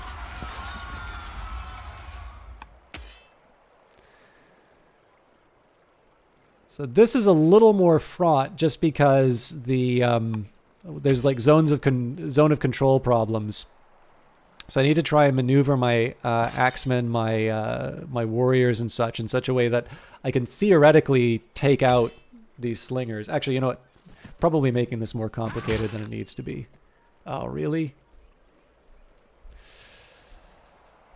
Okay.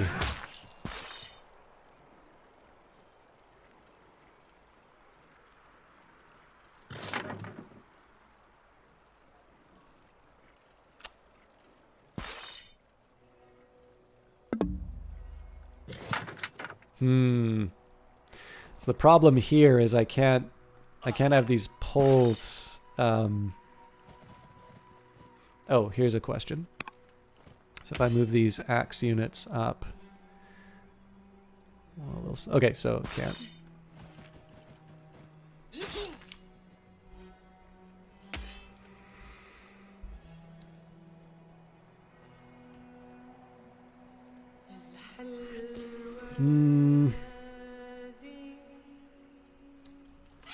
I'm going to leave it aside for now. This is a little greedy, but it is a chance to take out an enemy unit. Okay. Build the mine. That's going to help us with cash as well as... Actually, that may not help us with ore. Now, this is a Kassite city, so the lumber mill is not quite as important because, you know, the reason why I'm building all the lumber mills close to Babylon is because this is run by the Chaldeans, who give me a bonus towards mills.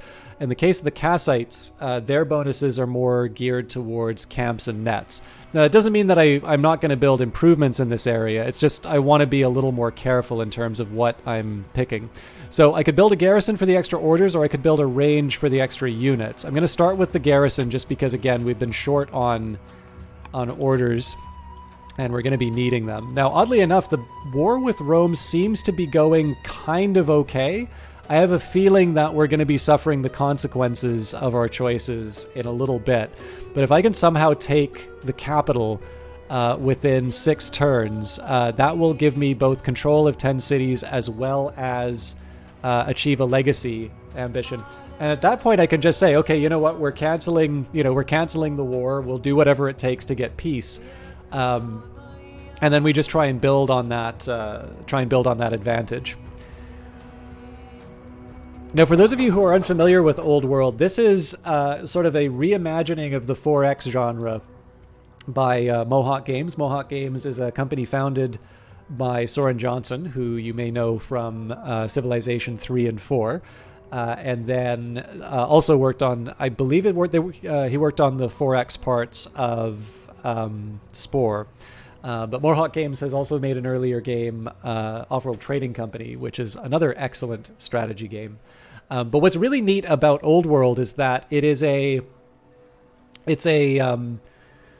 kind of like how the game winds up being this, like, I guess I'd put it to you this way, like, if Civilization didn't exist, what would 4X games look like? Which is kind of a silly question to ask, because obviously Civilization is this, you know, it's kind of the founding game of that genre, right? But what I mean by that basically is that there's a GDC talk that Soren Johnson gave. And again, I don't mean to suggest that Old World is only the product of one person. There's lots of people who worked on this, and you can see them all in the credits. But essentially, there's a talk that he gave about sort of the inheritance of different games. He actually starts with an example from baseball. And he sort of talks about the importance of understanding this inheritance and being able to work with it, to either, you know, keep the things that are continuing to work, but also maybe not to necessarily just take everything for granted.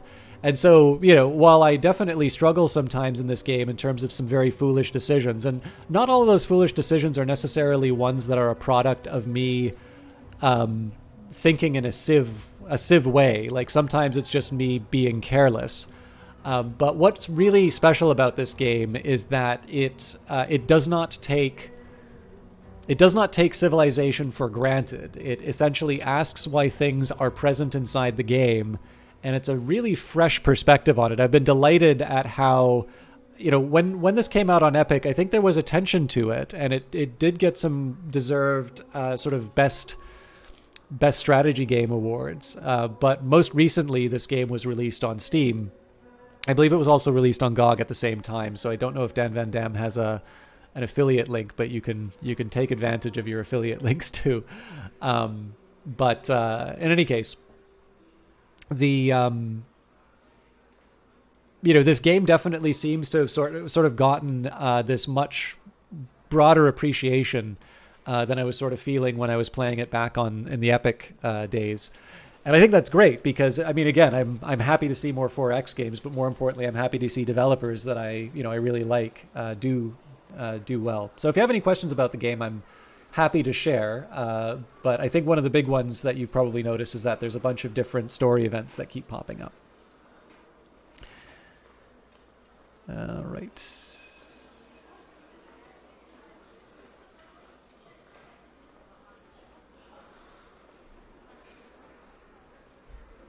And I don't know, I think I might have lost a few of the, I don't know if you're still around, Draconic Dude, but I think I said hi earlier.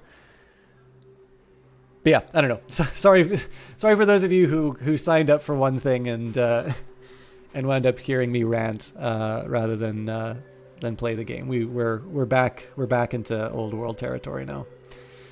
Okay, so it's Kassite City, so I am definitely inclined towards building up some archers. Walls will take me 8 years. Yeah, the archer's the better call.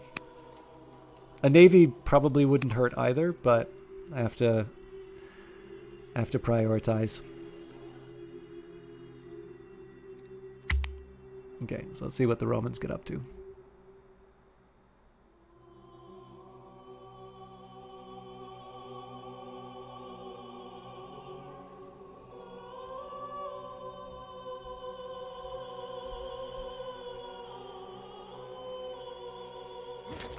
That's not good for my elephants.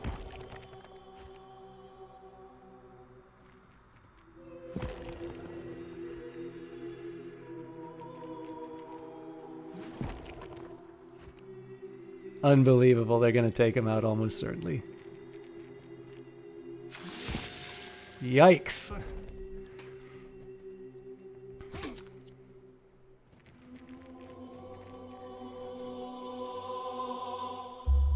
Queen Belisunu the Learned has tutored Prince Hammurabi, improving his courage. Prince Hammurabi has gained 1 courage. Duke Abi Ratash the Educated still feels fear, as does any sane man, but he never lets it stop him. He has gained 1 courage. King Consort Sin Mubalat is no longer ill. He's fully recovered. And Kara Hardash has converted to Babylonian paganism. Berna Burash is my chancellor. Well, my chancellor's probably more commerce-oriented. But I do like growth in cities. Actually, you know what? Let's go for the orders, because I do also want to bring on new laws. So it just occurred to me that we can do our choice between tyranny and constitution once we have 400 civics. Okay, so we're definitely on a war footing here, so I need to deal with all of this first. Yeah, so definitely people make a lot of comparisons to Crusader Kings, and I don't think that's an unfair comparison either. Trying to decide here. I'm gonna really stick it to the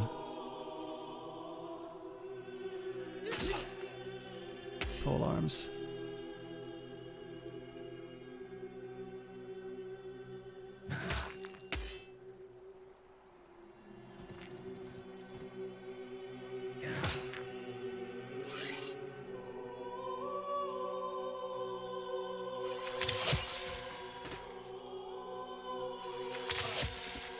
So I have to still put some pressure on Roma.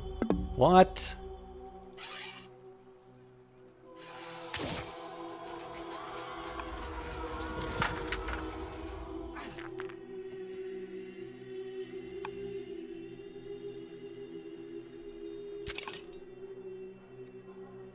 The Spearman is the first polearm unit available to your nation. Polearm units excel against enemy mounted units. Only polearm units can exert zone of control on mounted units. Spearmen also have a pierce attack, sticking the unit behind their target for partial damage. So again, we definitely want our troops in as quickly as we can get them. I think this is a case where I'm willing to spend some points on force marches. We know we're going to have casualties, but at the very least, like, we can try and get some replacement bodies in there pretty quick. Let me just make sure I don't have any military... Actually, I'm pretty sure I do have military units. Yes.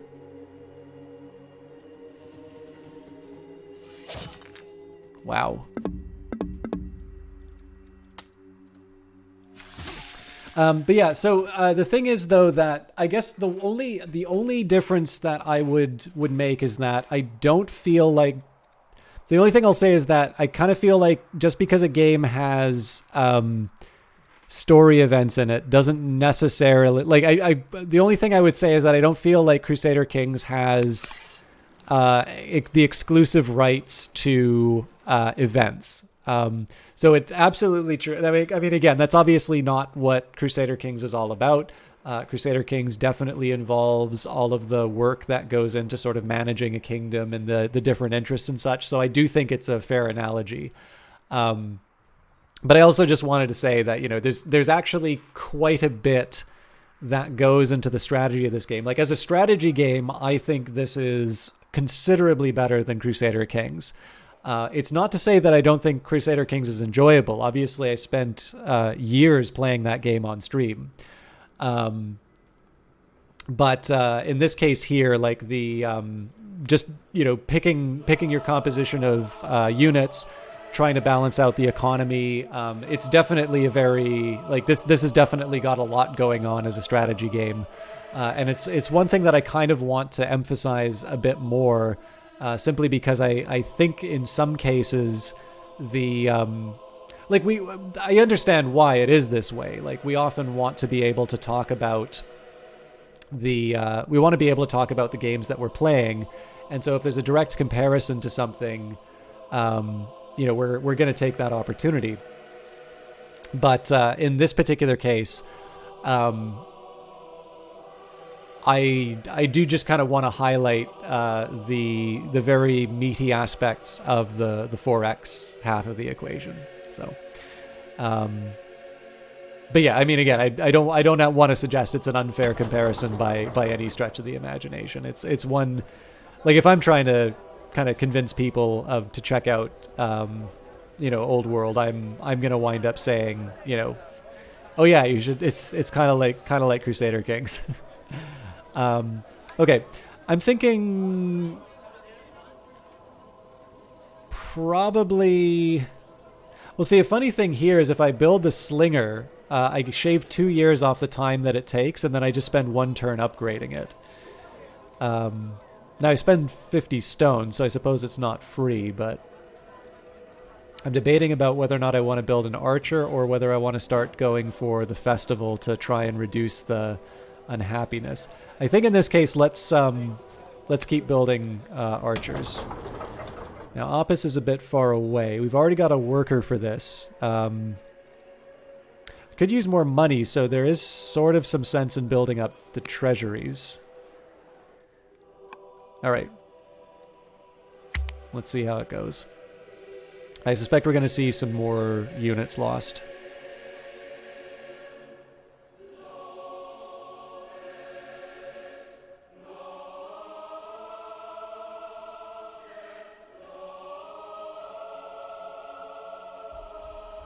Ah, they have their own elephants. We're boned.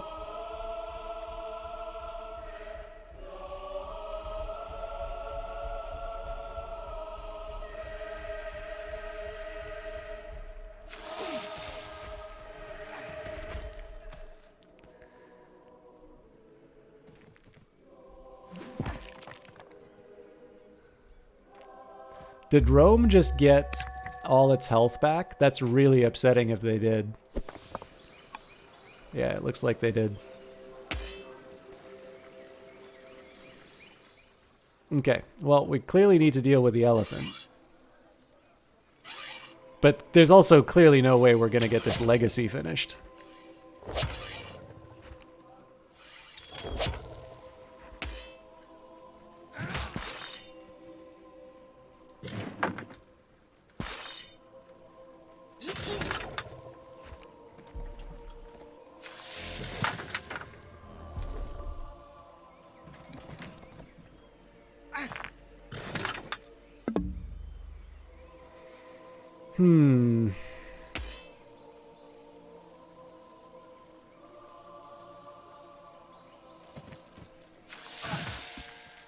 In this case, I want to just try and lock in the wins where I can. So, I mean, again, it'd be nice to do some damage to Rome, but I'm limited by the reality of my situation.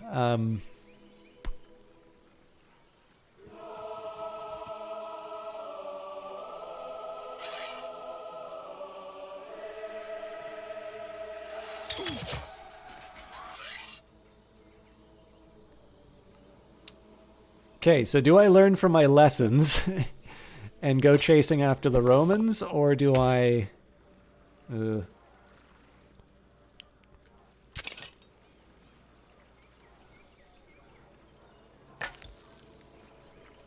Actually, what I can do is I can start assigning some generals to people.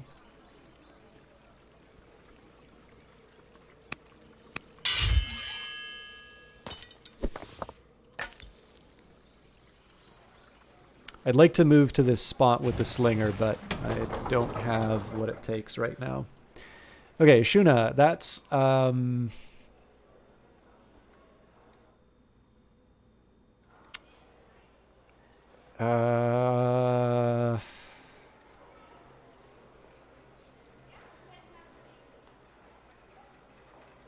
So it looks like I get extra orders for the horses. Kind of hard to turn that down.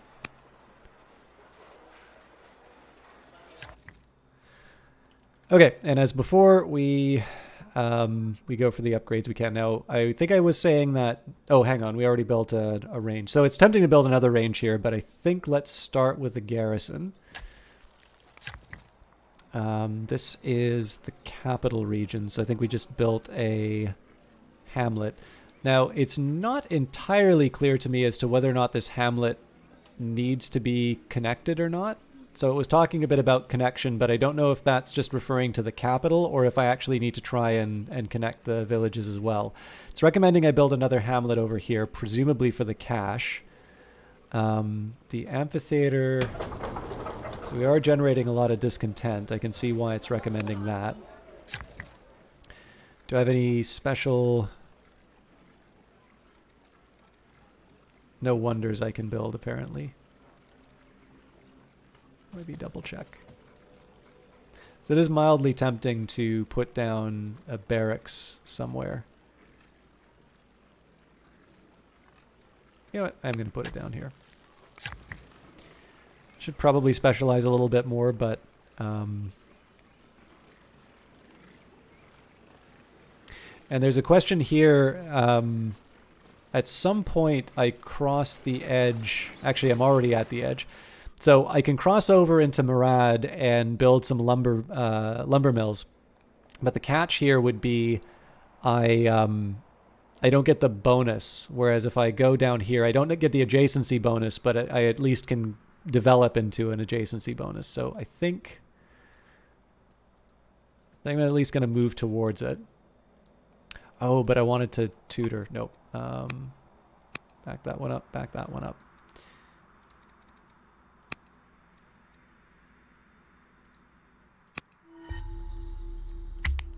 Okay, let's see how the Romans respond.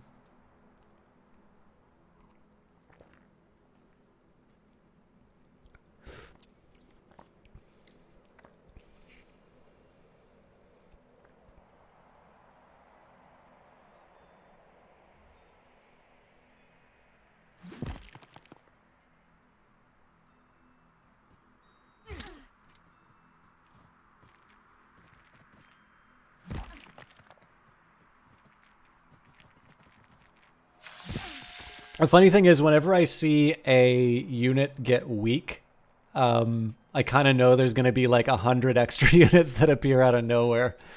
It's not 100 units, obviously, but...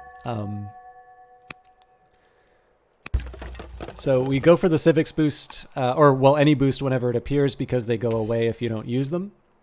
Now, I would have preferred to...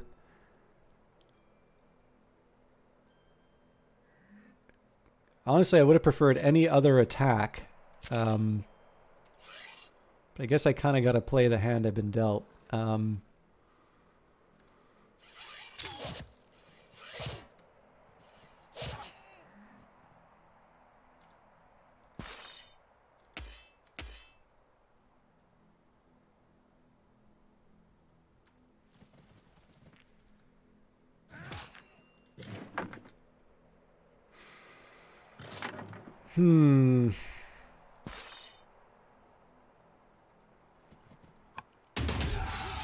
No matter how many times they are attacked, Nebuchadnezzar's troops refuse to give ground. His rallying cries mean that the troops keep fighting well beyond what would normally be possible. He's now a zealot, which is nice. Belisunu is the governor of Babylon. That's also me, so we'll upgrade the wisdom. As part of her training, Duchess Zakiti and her fellow students organize an emporium near Babylon where they study. Zakiti leads the effort and shows considerable promise. In fact, the citizens of Babylon wish to keep the emporium as a permanent fixture for trade. What do you wish to establish in the city? So we could do a market in exchange for local goods, trading post for visiting mercenaries. Both tempting. I think we'll go for the market, though. Now that Prince Hammurabi has completed his study of tactics, how shall he contribute to the court? We can make him a zealot, which will reduce wisdom but gain courage, or a schemer, so high wisdom at a cost of a little bit of... You know what? Zealotry it is. Okay, I do want to be using this worker, but it's not clear what for yet. Should probably do some urban improvements and probably military-focused ones. So we'll start with the barracks.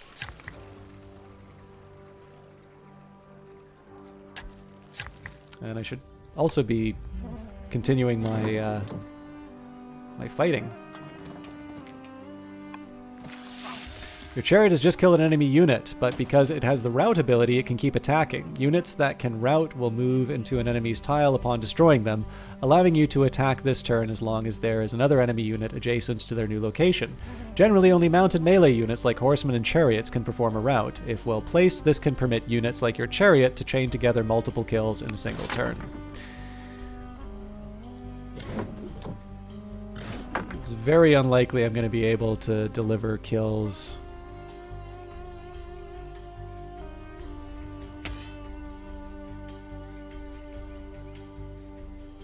Well, never say never.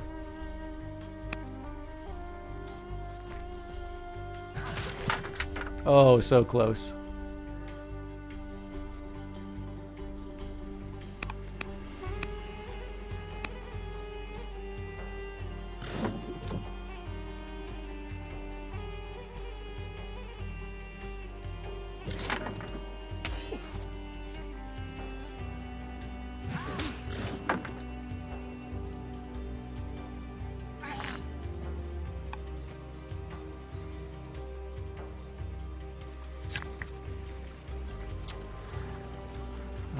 Do we already build the... Nope, that's a market. Okay. And I will build the barracks here.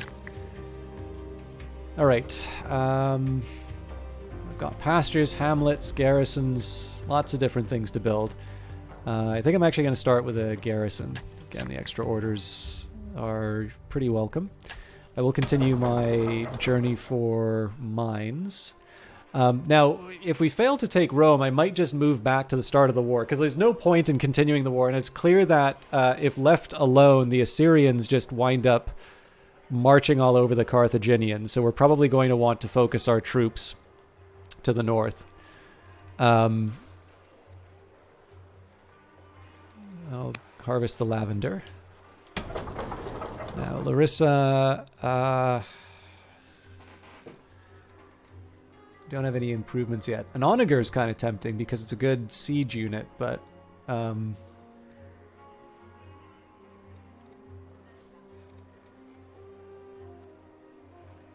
yeah, let's go for it.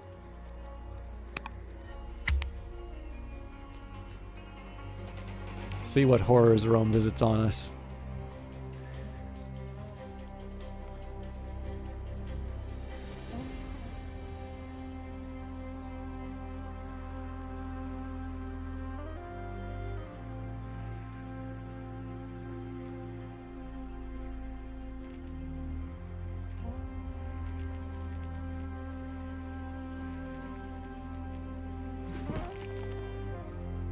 It is definitely a very smart strategy that they're employing here in terms of pulling their units back, because, like, obviously I haven't really been able to get a grip on this siege of Rome. Like, for all the effort that we've put in, the walls are intact. We've got like 3 years to finish the goal, like the goal that we started with on this. Duke Abi Radash the Educated has recently proven his good sense and insight. He has gained wisdom. Prince Amarabai has grown more confident and charming. He's gained charisma. And General Gashan Sunu, the scientist, has converted to Babylonian paganism. So always go for the free bonus. I kind of want to just reload now because it's clear that that's going to happen. But I do want to try and learn what I can. So...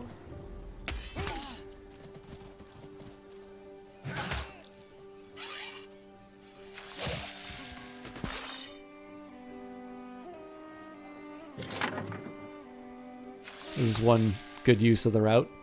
What? Okay, good.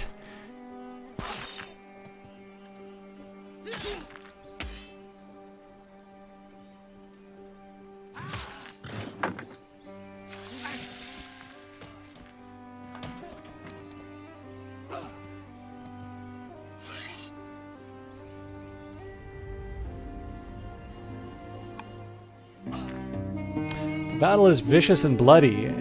Even once victory is assured, Gashan Sunu keeps pressing forwards, attacking time and time again. On the fourth charge, a surprise flanking move by the few remaining enemy forces breaks her troops. The few survivors retreat back. Gashan Sunu has routed the enemy, but was the cost worth it? Akkadian archer what? Wow. So, it's possible to have events that kill your units? Jesus. Problem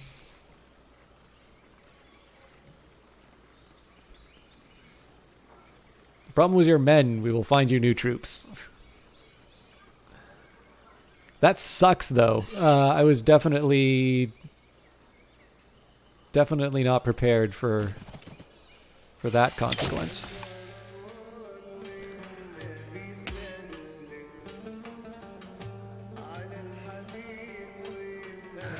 At this point, we're just damaging whatever we can.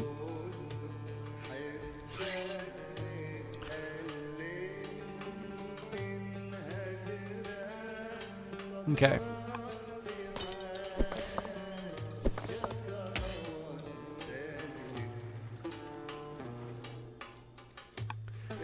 Eager citizens of Ashuna come forward wishing to help support the city's defenses. They have the will, all they need is the direction. What shall we tell them? Construct protective city walls or conduct emergency training drills? Let's do the walls. Now that Duchess Akiti has completed her study of commerce, how shall she contribute to the court? I can make her a builder or a charismatic broker. One will give me discipline, the other will give me... let's go for the discipline for the money. Tyranny or constitution. The time has come. We can either seize control of the court and adopt tyranny, or we can allow for the creation of a national constitution. My word is law. We'll gain the tyranny. Society will be bound by rules. Yeah, we'll do constitution because it'll help with the money. 201 per turn. Amazing. Ambassador Nebelpolisar believes that we can reach a religious concord with the Zoroastrians through gathering their religious leaders at a high synod. Shall we approve of his plan to reach out to the Zoroastrians? I would like to improve relations with the Zoroastrians through a high synod mission. All right. I wasn't expecting that.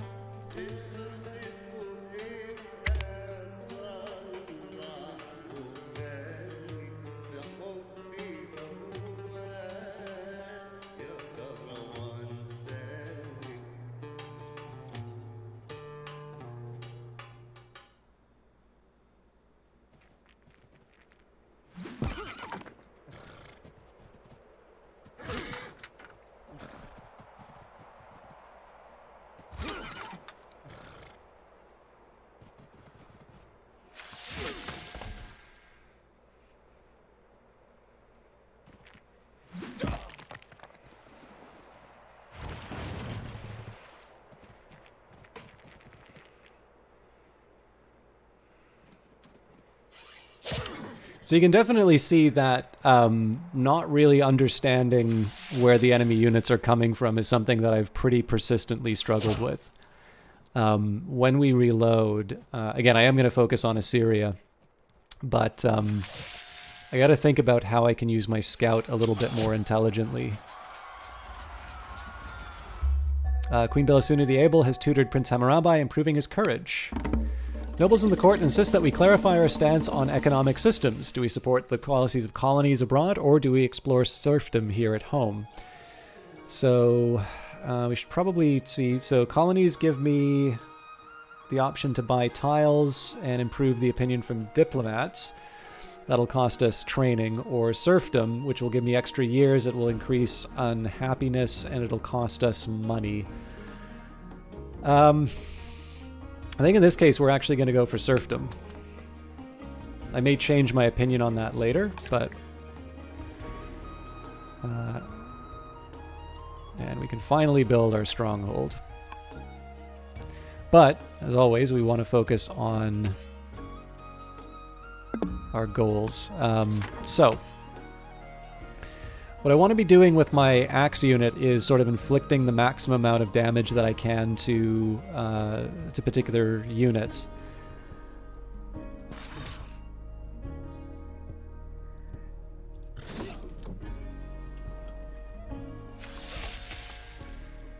I don't think I'm able to... Yeah, there's still zone of control problems here. Agum is your relative and general of the Axemen. We can boost the charisma. We could do steadfast or shield bearer. No, we'll just get the extra charisma.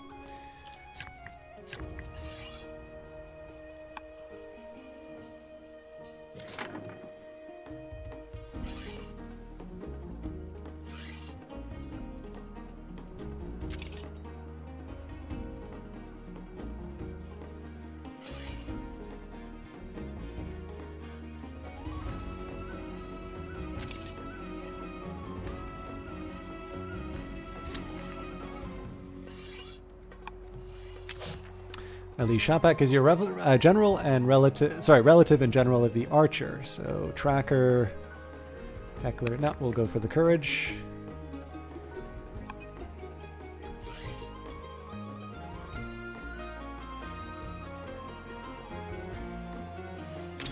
So I'm trying to weaken this unit as much as possible before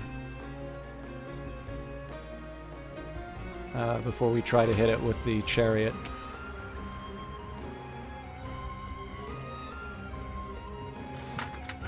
Yeah, we were close, but didn't quite have what it took.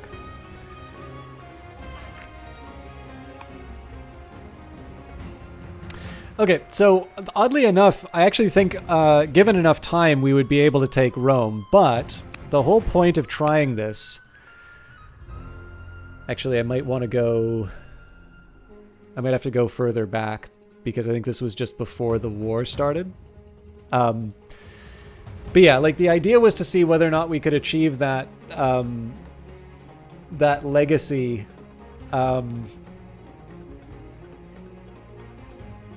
instead of trying to take on the Assyrians. So I don't think we're going to achieve the legacy, but the entire purpose of opening the second front was to like see if we could actually like run into Rome faster than our alternatives. And it's clear the answer to that is no. So what I'm going to need to do, again, this is a question of like the number of orders that I have. You know what? We're going to pull that a little further back.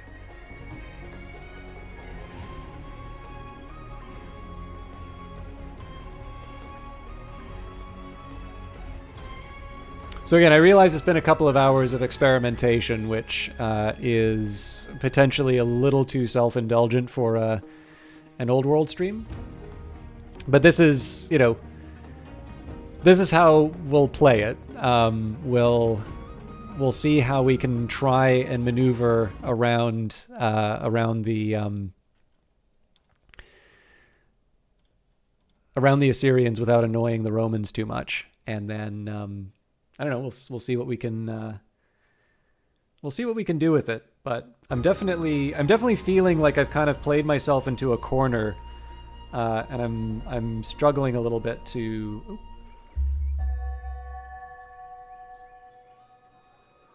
Nice. Somebody just sent a very nice comment to the old world video. So just as a recap,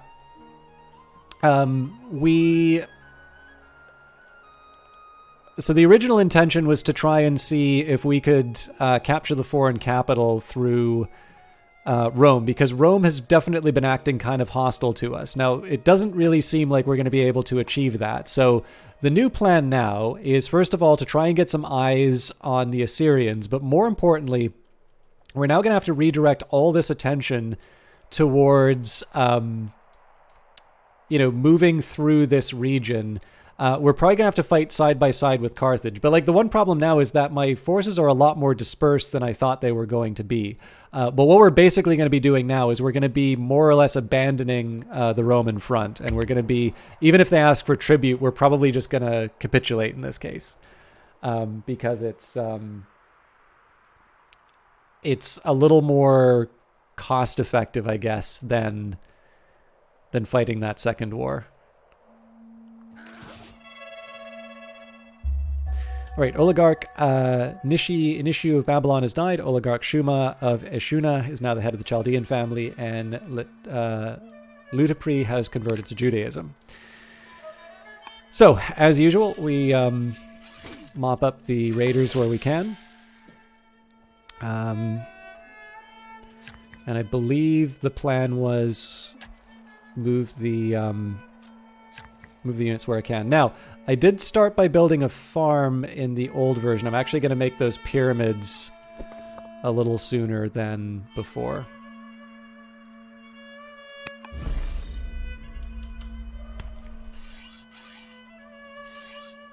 So I'm just going to take some time to make sure that my workers are occupied.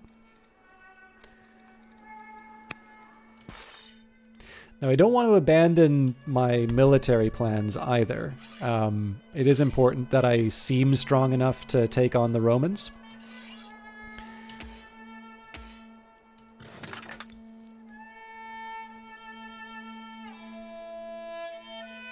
But one of my more pressing goals at the moment is just to try and get... Again, I want to get some good intel in terms of what's going on with the Assyrians, so we can make some specific choices about how to handle their archer units.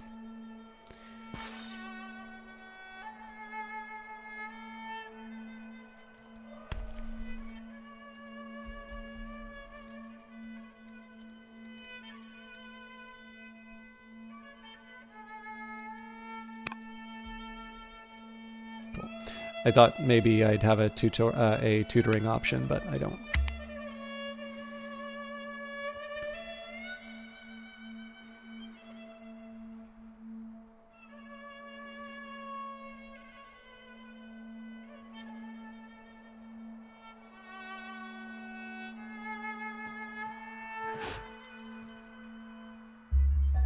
Gauls have converted to Zoroastrianism, and they've gone from upset to angry. Etu of Anat has died. Kashtilalish has converted to Babylonian paganism, and Prince Hammurabi is now old enough to be tutored by courtiers. Once again, we need to pick our options. Now, I do have the option of redrawing, and in this case, this would give us either... Well, actually, it's very likely going to give us a free Byreme, but I could also potentially get the... This is a tough one. I am going to redraw. Okay, so I have to go for free Byreme.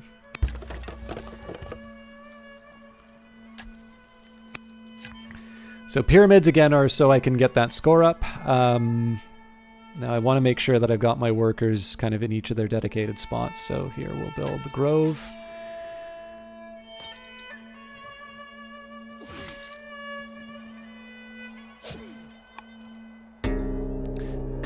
One of our agents in the Amorite household reports that a prisoner is being held secretly in the family dungeon. The captive is an ambassador from Greece who encountered overzealous Amorite guards on the road to the capital. They subdued him and are now holding him as a spy. We should expect to receive an angry message from Greece any day now. I have faith in the judgment of the Amorites, which will annoy Greece. Greece is similar power and competent, or free this man and return him to Greece. So I never like giving up relations with my influential families, but we definitely want to keep on good terms.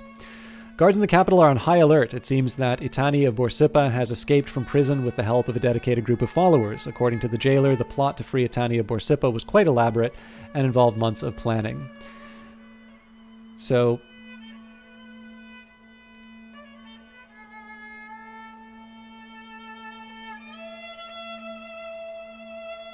I'm wondering here if I just allow her to flee to parts unknown to see whether or not that's going to work out. So let's get Hammurabi to study philosophy again.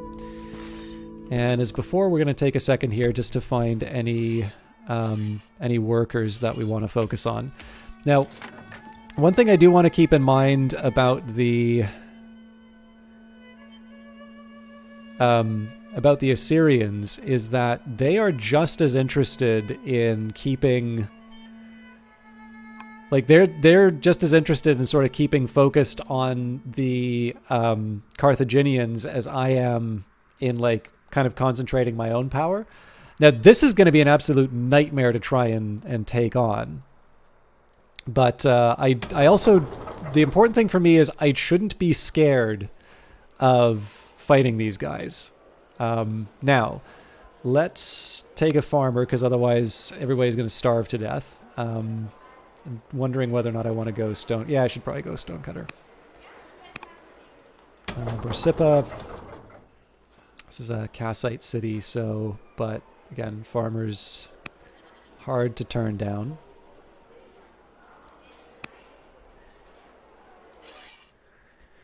Okay, and again, as always, do an audit of the troops to see if there's anything I can. Nope. Okay, so I think the better approach would be if I approach from these woods, just to minimize the damage that I take.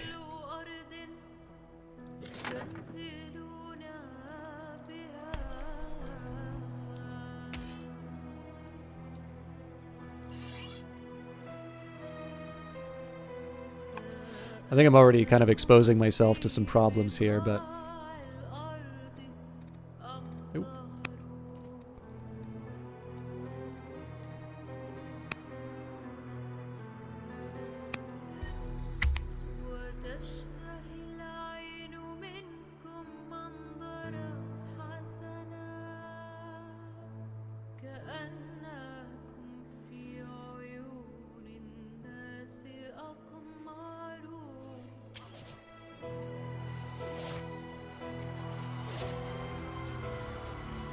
Okay, so it looks like they are directing some attention towards us. This might actually work to our advantage.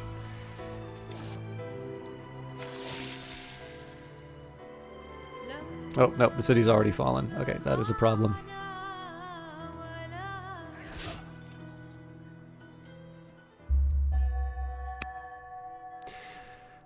Governor Amel Marduk the Younger, governor of Mardad, has died in office. Ublanu of Ashuna has converted to Babylonian paganism, and Duchess Akiti is now old enough to be tutored by courtiers. So sovereignty was what we were originally going to go for. That's to try and get our laws up to what we need. And I build the mine to try and take advantage of some of my natural benefits. And I do want to start focusing a little bit more on military matters. This is a belated Russian improvements, but I don't think there's a lot of sense in... I think there's a lot of sense in just saying, okay, well, I already had the problem, so I guess we'll just continue. We'll continue this inefficient path. It's not really how you solve stuff. So, again, I'm just on a hunt for any workers before I do anything too dramatic. Now, the worry that I have here is that I'm going to commit some units, but there's just going to be too many. There's going to be too many of these Assyrian units. So in this case, I am actually going to pay up on the force march.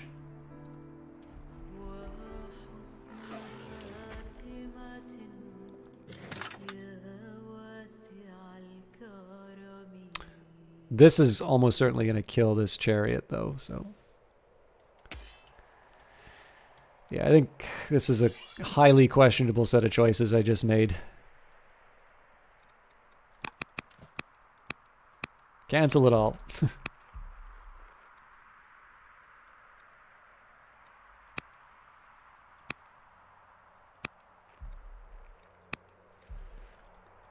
Let's focus on getting our units together first, and then we can try and get clever.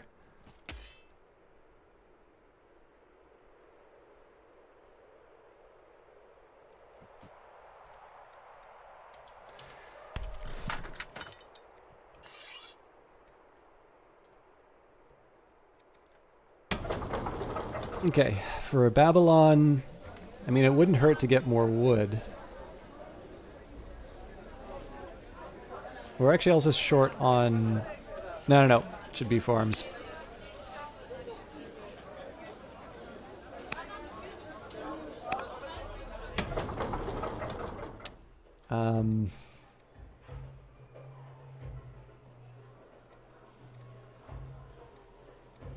I think we'll buy up to buy what we need for a gardener this time.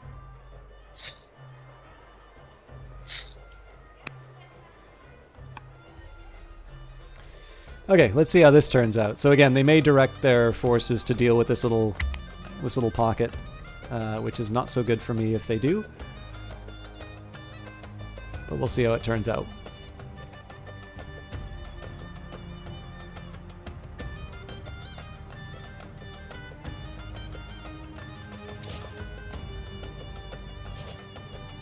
Okay, they're at least partially focused on... Okay, now they're going to dedicate their attention on us. So yeah, I guess the question now comes down to, do I want to... Well, it's a moot point now. Rome declares war on Carthage. Alright, and we've done the public purse event before. We decided to establish the grain dole. The calling of God. Your son Hammurabi's tutors write to you saying that he has been claiming to have a direct connection to God. This divine guidance has the tutors equally awed and scared. They ask that you write to Hammurabi to guide his path. We could encourage him to follow his calling, and he will become blessed, inspiring, pious, ascetic, or insane, or insist that he didn't hear God.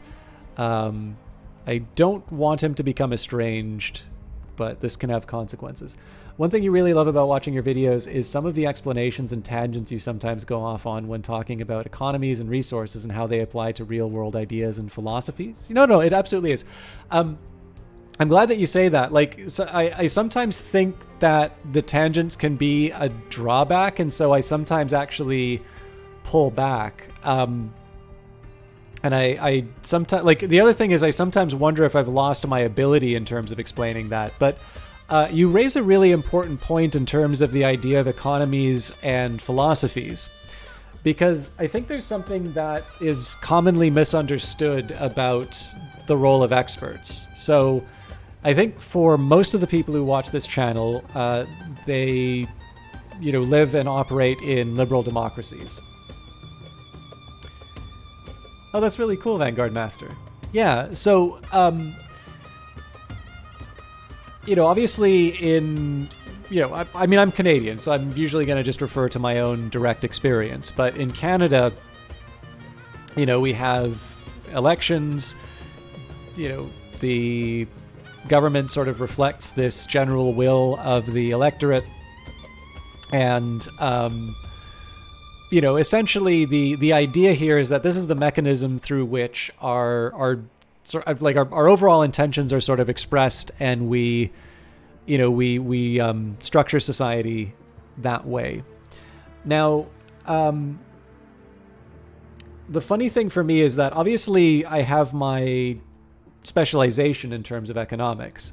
And so to a certain extent, and in fact, particularly on inflation, which is clearly a hot topic right now, it's not the only thing that I'm sort of studied in, but inflation is something I actually understand quite well, specifically like in terms of how it's measured and some of the different properties of good measures of inflation and such. But one thing that's really important is that it can be very common. Thank you, Walls to the Ball. One of the things that can be very common to happen is that when you are a specialist in something and someone will kind of come up with an opinion, I think we've all seen this on like Twitter or sometimes in conversations, to kind of mock the person who doesn't necessarily know any better. And like in some cases, somebody's just being a bit of an ass and you want to, call them out for that, right? But one thing that I try to keep in mind when it comes to econ topics is that it's something that very directly affects people's lives. It's perfectly appropriate to have opinions on these things. And it's also true that, like, an expert can tell you a consequence of a policy decision, but they can't necessarily tell you the values that you should have. So one example that I'll give, I think I gave this example on a stream earlier, but when we talk about the medical policies that were chosen for COVID-19. And I mean, obviously, there's some variation in terms of countries. How China is reacting to the pandemic is very different from how countries in North America are. You will have health experts who say, if you do this, then this will be the consequence. So it's like, okay, we value freedom is the overriding goal, and there must be absolutely no, everything needs to be voluntary, no lockdowns, no masking, vaccination is made available, but it is not paid for in the public purse. And, there's no mandates along those lines. Now, I think it's very fair to say that most of us would be utterly horrified by that set of options. But I'm not entirely sure the most convincing argument to that would be someone to say, I am an epidemiologist, and I will tell you that this is the wrong set of policies. What is true, though, is you're saying, if you want to contain this pandemic, if you want to minimize the hardship that will be that will be caused by this pandemic, you do not want to do this set of policies because it's going to lead to, widespread infection. The hospitals will be overrun, et cetera, et cetera. But the important thing here is that there's an important step, which is that there is this implicit assumption, and a correct one in this case, that our goal is to sort of minimize infection. But, that's obviously not the only goal that we have, because I live in a province that has effectively removed pretty much all of the restrictions that they put in place. With some very narrow circumstances, I think there's maybe like one or two things that you have to have a mask for instance. Now, I know a lot of people who don't like this. I know a lot of people who effectively would want sort of mask mandates to remain forever. I live in Ontario, so I know where you are probably had a little bit of a faster shift in terms of their policies. But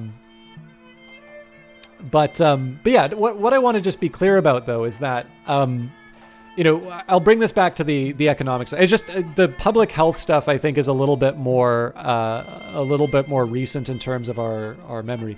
But you can apply this to inflation as well, right? There are different ways of handling inflation.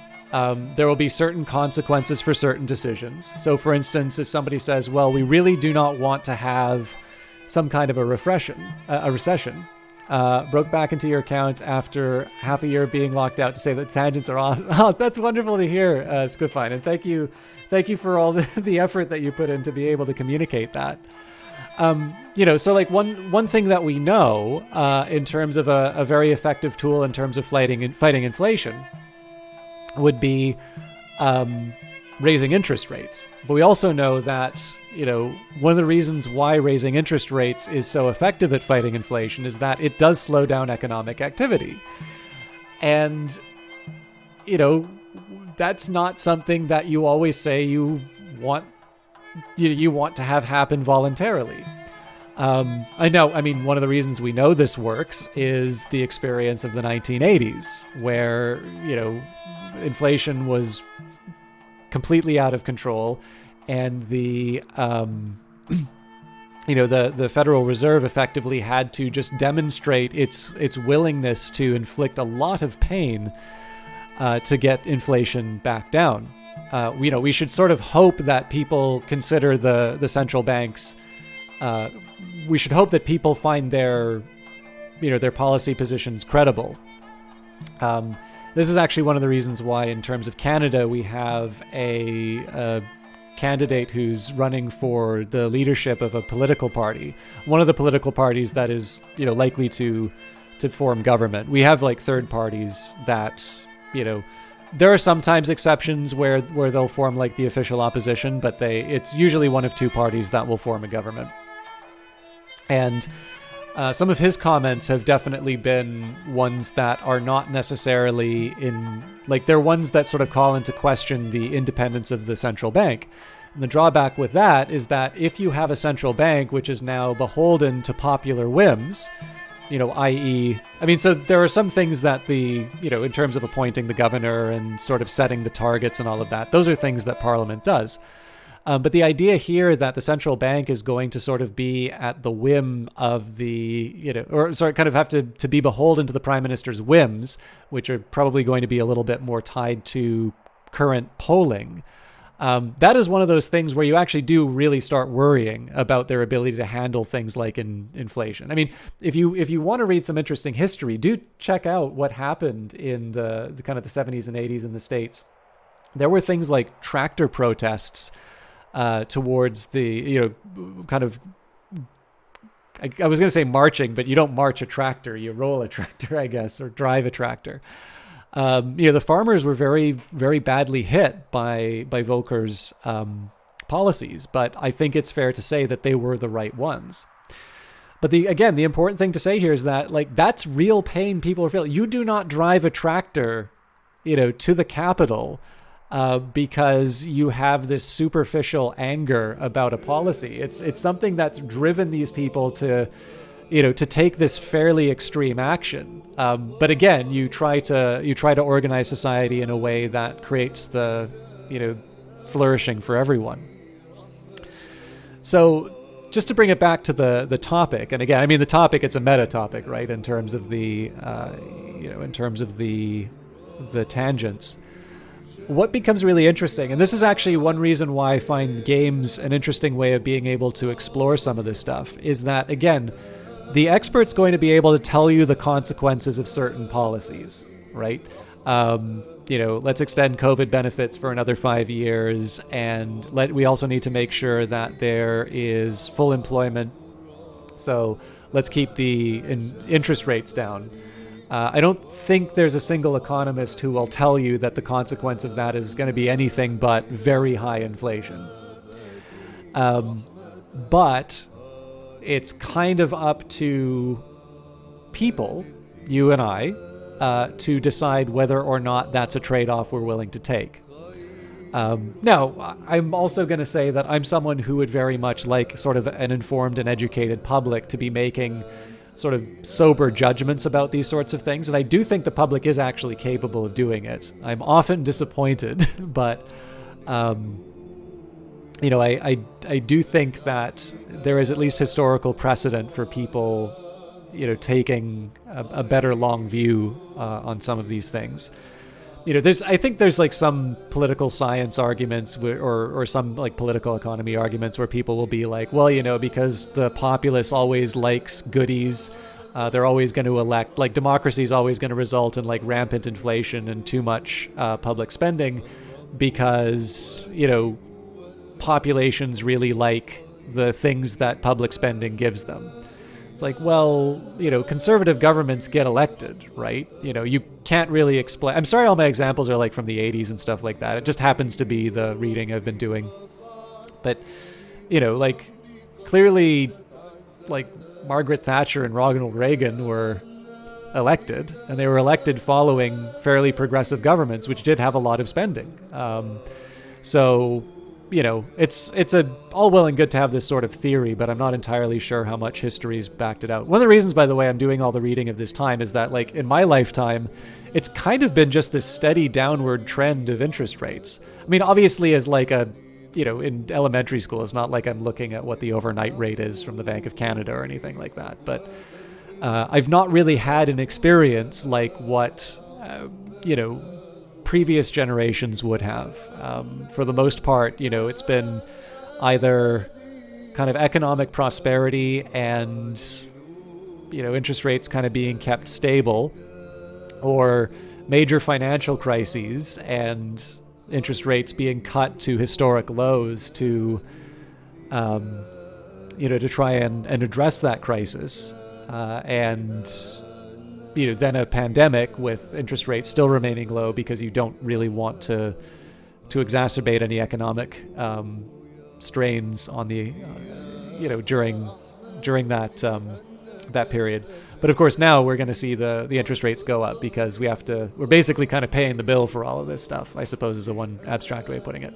But again, because games are a really nice way to be able to sort of talk about some of these ideas, and whether it comes down to sort of the personal level of the ruler trying to manage all of the different interests. I have a theory, and sorry, I will get back to the game in a little bit, but I have this theory that this book on Abraham Lincoln, it's the one that the Spielberg film was it was this sort of source that it was adapted from, the Team of Rivals.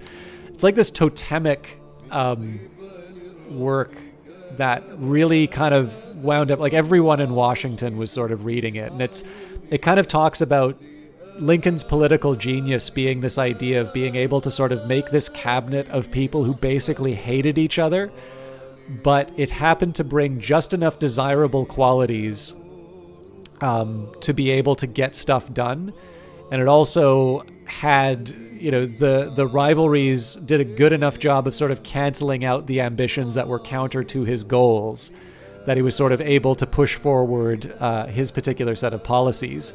And I have a theory that this work actually indirectly wound up doing a lot of damage to kind of Washington, because if you read books like Mark Halperin and Josh Heilman's like Game Change and Double Down, so they're kind of like behind the scenes view of the Obama campaign during his campaign for election and re-election, and like a few, like basically kind of the behind the scenes books. There's tons of books like that out, but you'll keep reading every once in a while. You'll hear something like such and such a figure had just recently read Teams of Rivals and wanted to put together a similar coalition of people, and the result was a bunch of people who just hated each other and couldn't get anything done. And that story comes out. I've actually read that in like 2 or 3 separate books. So I'm like, it's all nice and good to like try and take on the mantle of Lincoln, but you also kind of have to be Lincoln to be able to pull it off, it seems. That, or of course, just we're acknowledging that we're maybe in a different political reality than Lincoln. Lincoln also, I think, would argue is probably better read on the classics than, not that that's a necessary condition for being a good politician, but the Gettysburg Address has, references to Pericles' funeral oration, and I don't know. I don't hear a lot of classical allusions in modern speech writing, but yeah.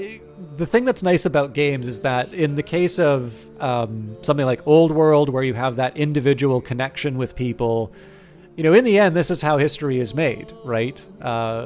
People, often very young people, making incredibly consequential decisions. Sometimes it's a question in terms of who owes what. Sometimes there are just almost funny coincidences that come up and affect these things. It's one reason why I like the events inside of Old World. But on top of that, it is also nice to be able to just sort of explore how games are modeling our world, because to a certain extent, when you consider the role of experts, or when you consider sort of being studied on particular subjects, you do tend to work with models, right? These abstractions of the real world to try and illustrate a point that you're making. But in the end, the purpose for this expertise is to just give us information about where we would go. And in the end, the value is something that we need to care about. It's something that sort of we as the people need to decide. I mean, in the case of Old World, you're playing a ruler and you kind of get to direct the country towards a particular aim. But in the end, like a lot of these things that I talk about, and again, I give the example of econ because it's, my particular field. But, I'm not going to lie. I still roll my eyes when somebody's like, oh, you're an economist? Well, I have an opinion about the economy. And, they'll quote like Milton Friedman or Friedrich Hayek or something like that. Or they'll spout off something that they read from a Paul Krugman op-ed, and I'm like, that's fine. I'll put it to you this way: I'd much rather people read stuff that I'm interested in than not read what I'm interested in. But some of the stuff I hear is maybe not as original as perhaps the author, or not the author, but the speaker is implying. And that's, I suspect it's a little bit like, when some of my game design friends, it's like, oh, you make games? Oh, I got an idea for a game. It's like, how do you get a job like that? It's like you work very hard and you put in the time and you try and stay humble and hungry, and you too will make it one day. Anyway, sorry, I'm turning into self-help author. My son Hammurabi's tutors write to you saying that he has been claiming to have a direct connection to God, the divine guidance that the tutor has the tutors equally awed and scared. They ask that you write Hammurabi to guide his path and encourage him to follow the calling. Hammurabi has become pious. All right, let's get some...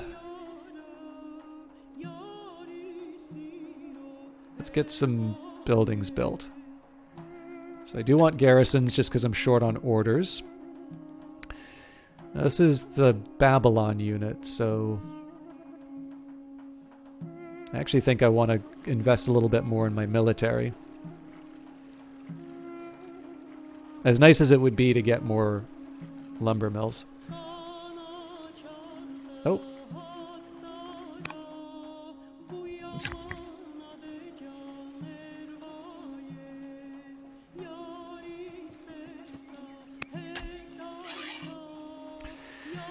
Okay, so I should probably heal this unit up at some point, but let's see if we can get... Oh yeah, let's actually work on the Assyrians first. So there's a really specific reason why I'm moving the elephant like this.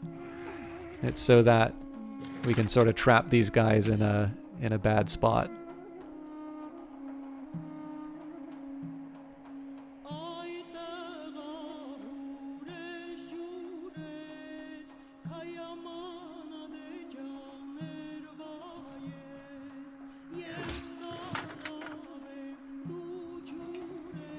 So the worry now, of course, is that the elephant or the chariot or the axeman wind up as a pincushion.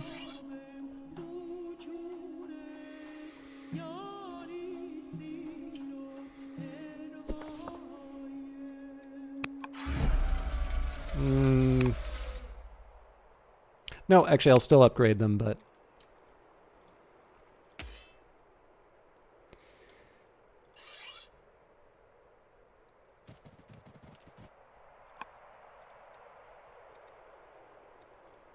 Okay, now, what does Larissa want to do? I think we need to build a worker here. Alright, let's see how this turns out.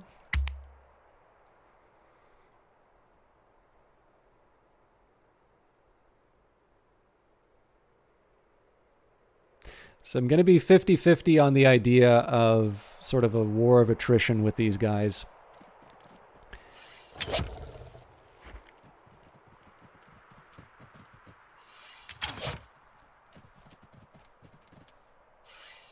They're being really clever in terms of how they're doing their movements. So, like, as long as I can take out enough,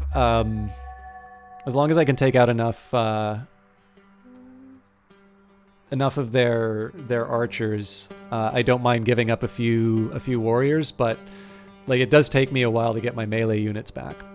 Matriarch Feratima the Younger is now head of Zoroastrianism. Queen Belisunu the Learned has tutored Prince Hammurabi, improving his charisma. King Consort Sin Mubalit is thankfully feeling much better now and is no longer ill. Nadintu the Younger has died, and Duchess Kashaya is now old enough to be tutored by courtiers. Okay, so the game's recommending citizenship, which would give us divine rule or legal code. I could also redraw for civics boost, portcullis, cartography, coinage, or machinery. Now, the civics boost is tempting. I'm actually going to do it. Okay, so let's see how much pain we can inflict. Oh, we're stunned, so probably can't inflict that much pain after all. But we'll work on it. Let's try and take out the elites if we can.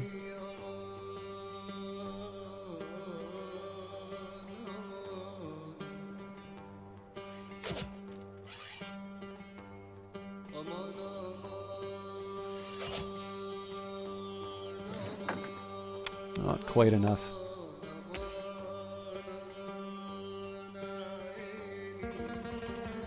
Do I really have no other ranged units I can throw at this? Damn.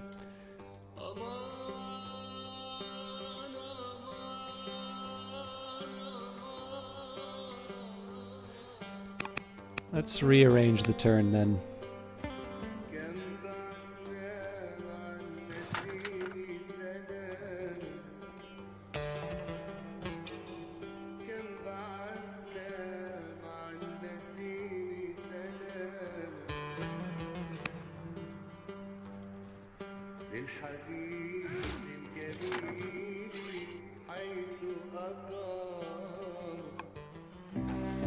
The battle begins. Meli Shipak is nowhere to be seen. Leaderless and in disarray, the Babylonian forces are quickly routed and left to be picked off. His cowardice is nothing short of What? I'm totally undoing that.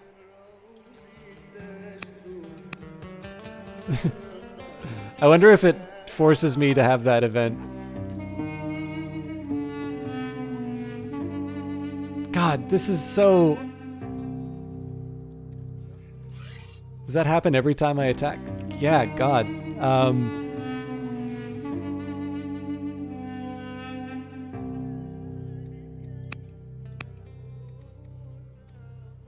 I already said I was struggling with this one. Okay, well, we'll accept our... We'll accept the cost for this, but man, that is a really, really brutal... that's a really brutal loss to inflict on a player.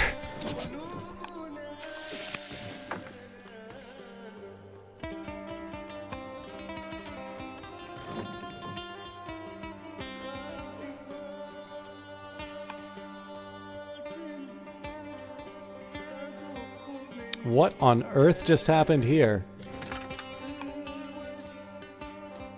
Citizens of Murad trust in our justice and leadership. As a result, city leaders wish to strengthen the legal system and encourage more people to participate in the judicial process. They are considering the formation of a mistrophoria, a paid function that provides jurors with a salary. Such a position would be costly, but it would make Murad's court second to none. So...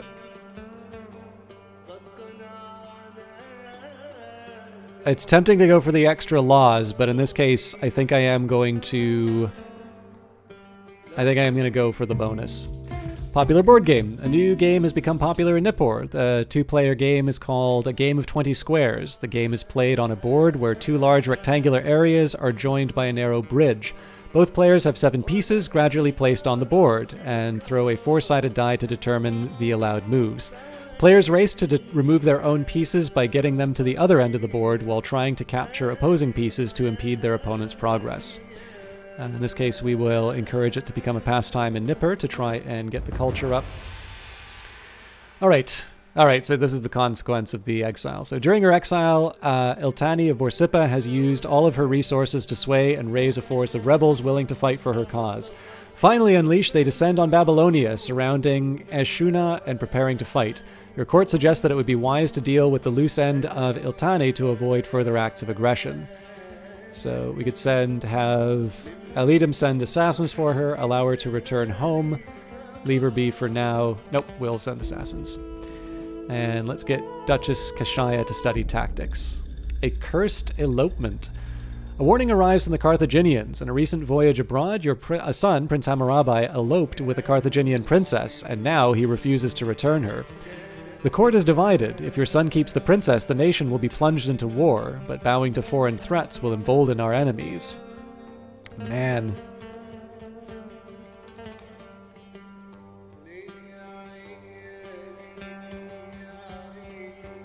So, Queen Bellisuna is not traditional. So do I have another war? Release the princess, exile my son. No, we're keeping the girl.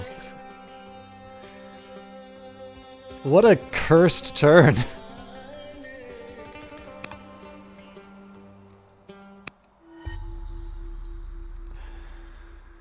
All right, how am I going to handle this?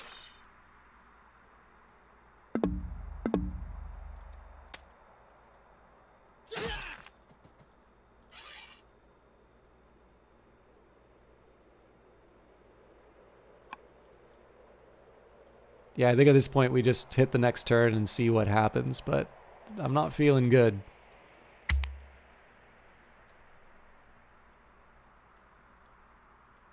Although, interestingly enough, we might be able to take Carthage in 8 turns.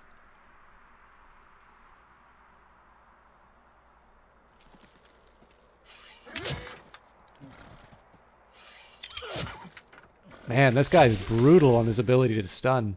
We definitely should have tried to kill that first. Or no, I guess it was this.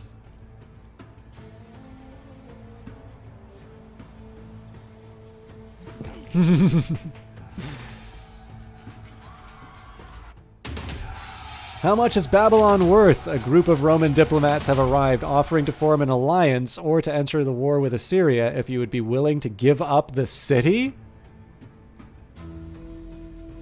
Decline the diplomatic offer. Okay. So I'm still going to focus on taking out...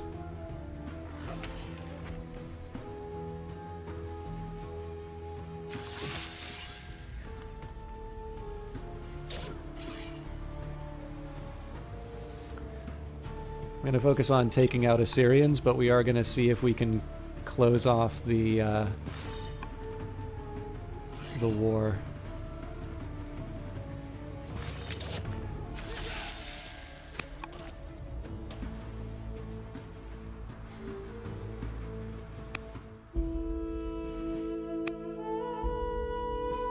So part of this is just a question of can we stay alive long enough for this to work out?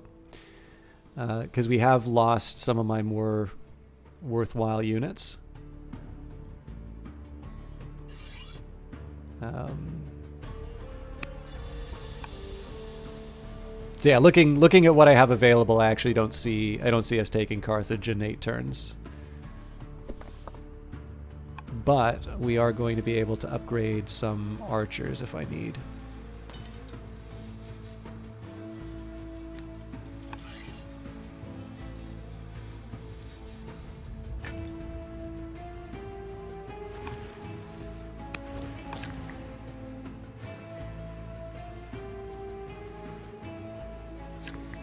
There's a lot of things that I'd like. I think I gotta move my archers in closer though. Alright, let's see how painful this is.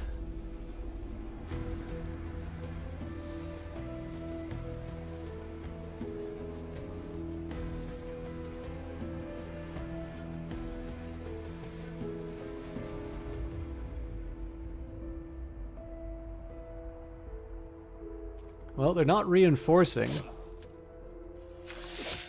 Jesus.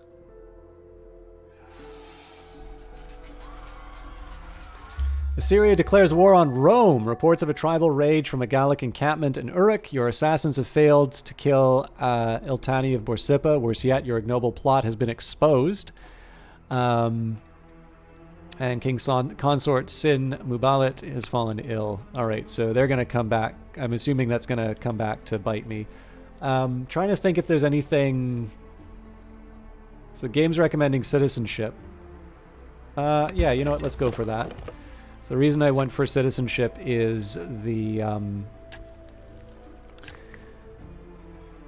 well, partly just because of the game's recommendation, but I also want to... I want to try and build up some more shrines when I can. I'm going to build a few hamlets here just to try and get the finances in better shape. This is going to be one of these turns where I spend a lot on public works.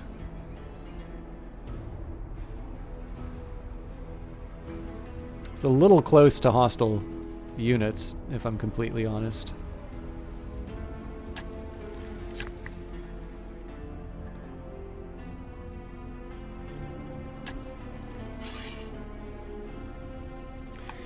Okay.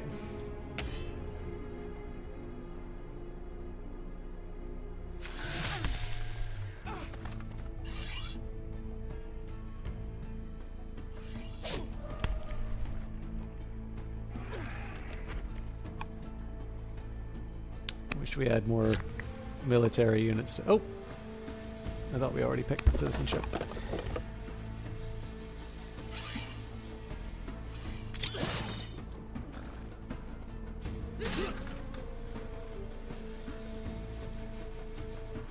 Oh god, I should have picked governors ages ago too. Alright, so I usually go for the governors that give all positives, where I can. Not always an option though.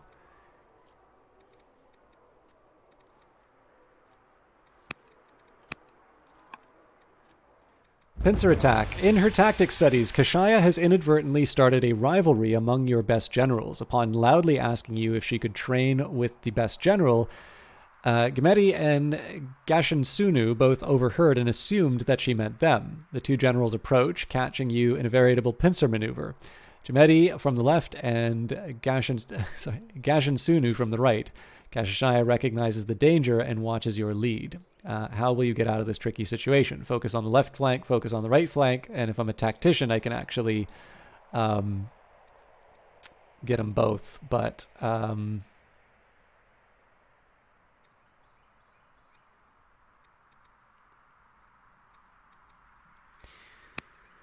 let's look at my court and see if we can figure out who likes me and who doesn't. I've kind of been neglecting my court just because I've got so many other things to do. So actually, if I hold shift, this should help me. Okay, so cautious plus 60.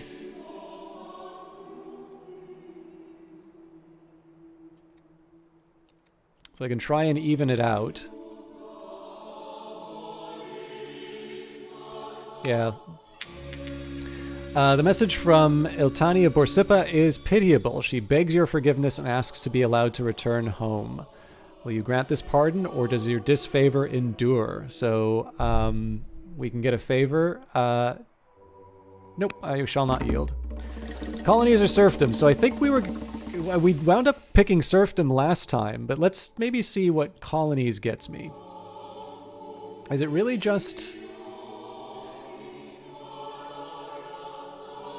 Yeah, so the thing is that I don't actually use this that much. So I am actually going to do serfdom this time. Hey, Whiskey is amazing. How you doing?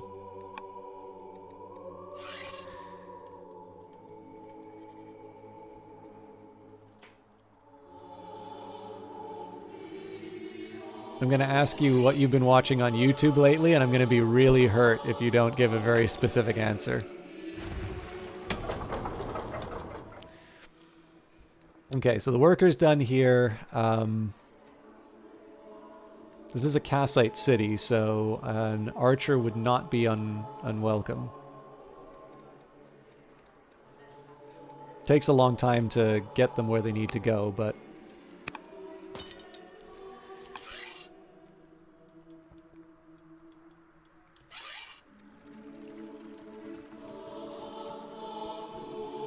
Darn it, Whiskey. It's good to see you.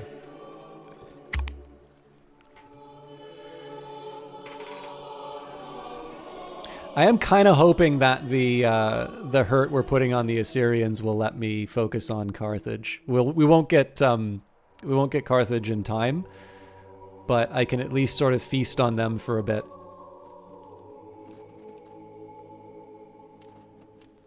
I mean, I guess if Assyria doesn't relent, then we just turn around and claim what we can. Queen Belisuna the Learned has tutored Prince Hammurabi, improving his courage. Duke Abi Radash the Educated still feels fear, as does any sane man, but he never lets it stop. He's gained courage. King Consort Sin Mubalit, your husband is no longer ill. He's fully recovered. He is always sick. And Kara Hardash of Babylon has converted to Babylonian paganism. Battered and bruised, your delegate returns from Assyria. King Remit Adad, the Able of Assyria, it would appear, is all fury and wrath born of his festering vengeance. There will be no truce. So be it. He had his chance. We're just going to take... All right. Bern Aburash is your chancellor. I think in this case we're going to go for discipline so we can try and balance the books. Nipper, we need a new candidate. Really can't afford the extra unhappiness, so cash money it is. We'll continue to tutor Hammurabi. Okay. So, as far as I'm concerned, this is just an opportunity for us. Wow! It's a lot of bad guys.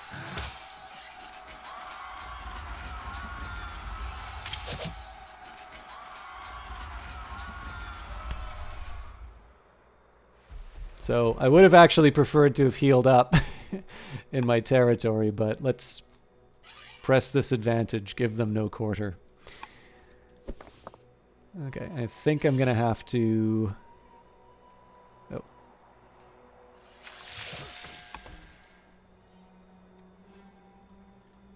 Let's focus on my workers for a little bit, because we're obviously in the long haul for this.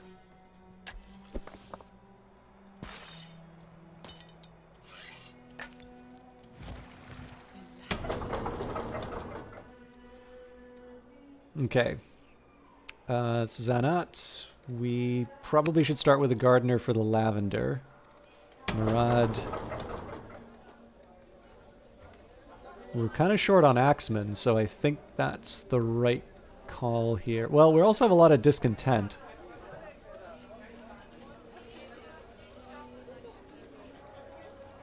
I do need to build some more. So yeah, there's actually going to be a few things that I do. So once I start getting more of these workers available, I'm going to start making sure I build some more like amphitheaters in the area. But for now, let's build an axeman because we're definitely going to need to have some more melee units to work with. Opus. So we do not yet have improvements for this area to work. We do have walls, so I could build an archer. I think I'm going to build an axeman, though.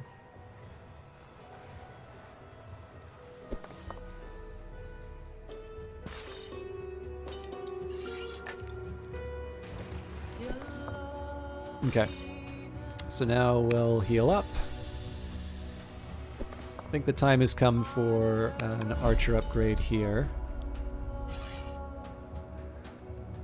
And part of the job is just going to be getting whatever units are far away closer to the fight. I refuse to believe that my... Oh, nope. Alright, I was not expecting to have a little more free movement, so let's get the militia in Uruk. We can put them to sleep. It's tempting to move my scout, but this is actually... So other than like getting a bit of a view in terms of what's going on up here, I do like this position just because it gives me some intel in terms of what the Assyrians are up to in sort of their main territory. We're still similar power. Wow, Greece and Rome count as stronger than us now, so there is the worry... there is a worry that they may declare kind of an opportunistic war on us. So it's pretty clear that I need to, where I can, I need to build up some more units.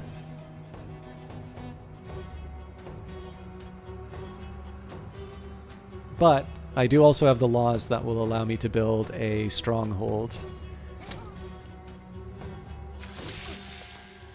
So the important step here is going to be to allow the Romans to do just enough to hurt the Assyrians, but not enough to actually take territory. How many archers do these guys have? I'm very lucky that unit didn't die.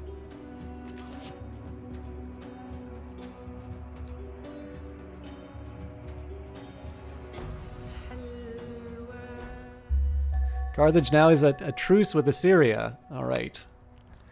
Trade network. You've built your first hamlet. A hamlet and its upgrades, village and town, will produce extra money if brought into your trade network. Bringing a city into your trade network will reduce discontent there. The trade network consists of all tiles connected to your capital city. Cities and hamlets can be connected to one another via roads, rivers, urban tiles, and even open water. They can connect a city to its harbor with a road. You can check the trade network overlay with the trade button on the left edge of the minimap or the B key and verify that a city is connected to the trade network by checking that the network icon is displayed under the city banner. So in this case, I believe the hamlet would count.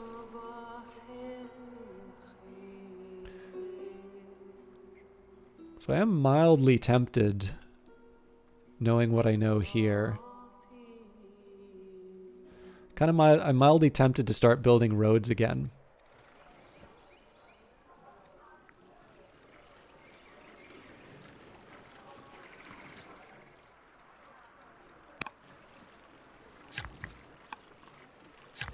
Okay, move to I'm gonna undo this move, but I just want an idea of what the journey would look like. Okay, so they move up here.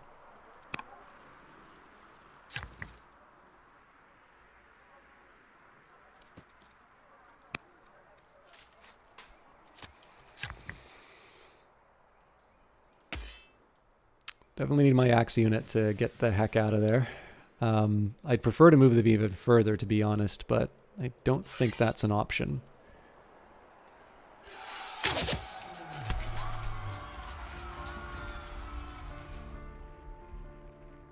I somewhat question the wisdom of this choice, but it does let me put some pressure on the region. Okay, so I did say that I was going to be focusing a bit on unhappiness, so we're gaining at 9.8 right now. So let's think a little bit about so at 2.4.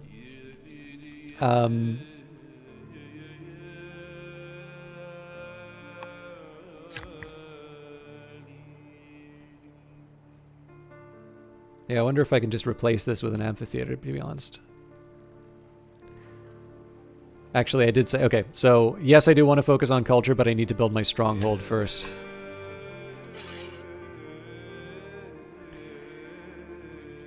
Okay. Tough call here, whether I want to focus on the Carthaginians or not.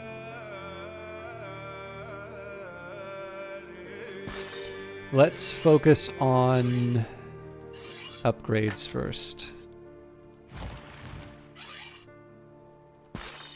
Oh, do I have no workers? Okay.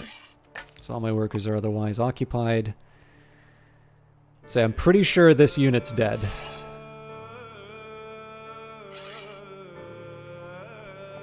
Maybe one thing I can do is force march. Nope, that's not going to help.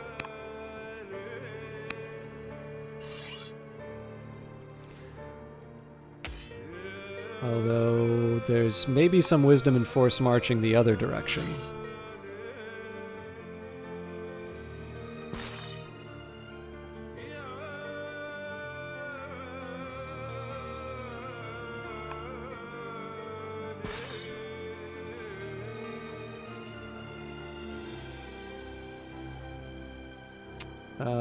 That's not what I wanted.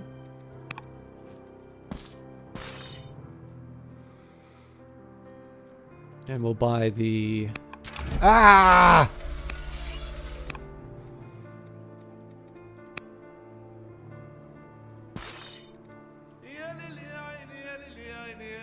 Oh, I don't have the money. Good God. Okay. Yeah, spearman it is then.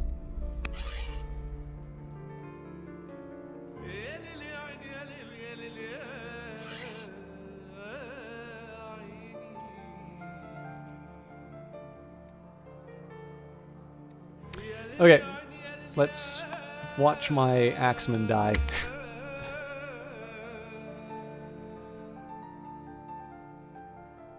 Actually, sorry, they still need to deal with the elephant, so I might get lucky. Of course, I'll have to move my elephant next, so...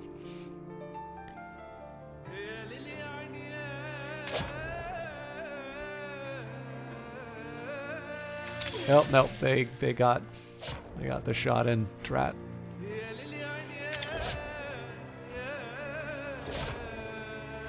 Man, they're doing this kind of damage into the woods. That's appalling. That's definitely one of my better units that I just threw away that way.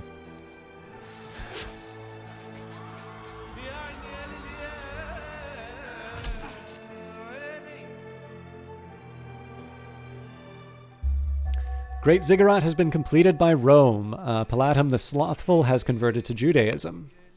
Alright, a younger son of Rome's royal family has presented himself in Eshuna as a defector and great admirer of the culture of Babylonia. So we can take him into custody and make sure that Rome learns of our leverage, or support his dream of leading an artistic community in Eshuna. How is it? It's already strong culturally, so yes, we will take him hostage. As part of their training,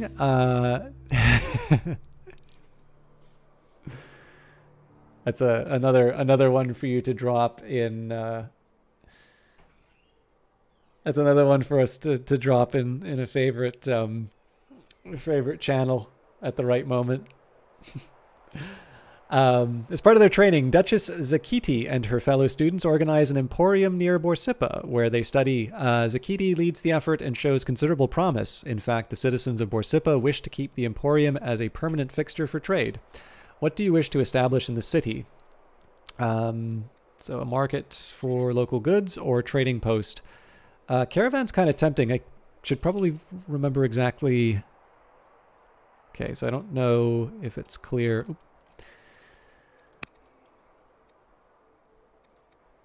Oh, okay. We'll deal with that in a second. Now that Prince Hammurabi has completed his study of philosophy, how shall he contribute to the court? He can be a builder, an industrious planner and taskmaster. Or, nope, we pretty much always go for scholar if we can, so beacon of knowledge. Okay, so again, we've been wanting to either improve garrison. Well, if I can make a garrison, I've usually built a garrison, or if I can build a, if I can build something that is,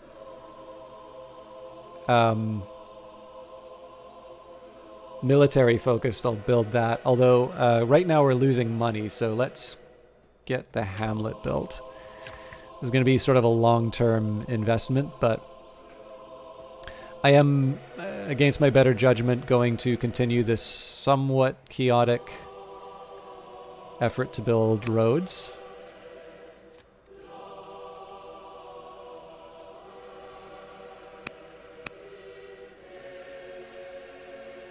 Yeah, so Eshuna we don't yet have in the trade network, so it's not completely wrong.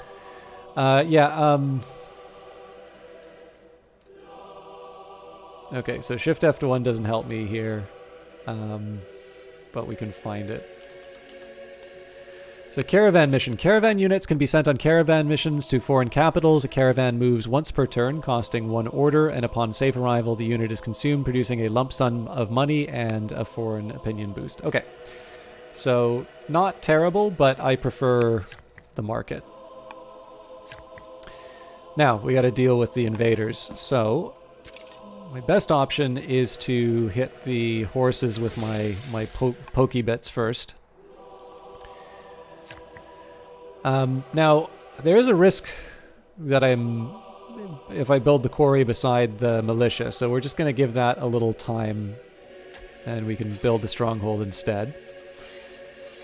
As before, we're going to focus on workers first, and then we'll continue on with the war. So, worker got built. Don't have any improvements to work on yet, so here I'm actually going to go with a slightly different direction. I'm going to start building some more infrastructure. And in this case, let's go for... I go for an archive first. Now, Shuna's is something of a different matter. I think probably the first thing I should do is repair the damage.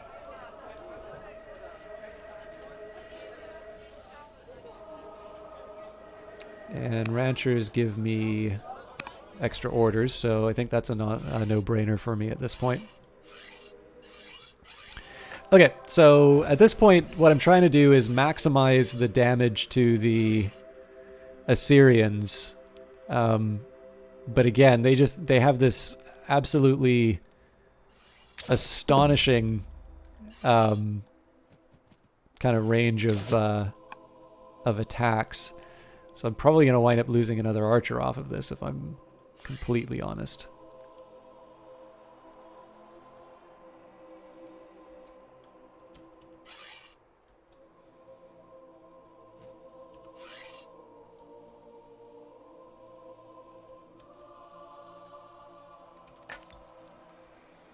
Still think I want to keep my... Oh, hang on. Yes, that is still not the territory. Okay, so we only have this unit to move. We have discovered the Icarian Sea. +1 legitimacy, so that was already discovered by someone else. Now, if I get an opportunity to, you know, beat up some of the units, or it's like some of the Assyrian units on the side here, that might redirect some of their forces. The other thing that I want to do is for the units that have moved, well, let's start with a promotion. So I'm just going to see if there's anybody who, you know, if we can give a promotion, if we can give them a general.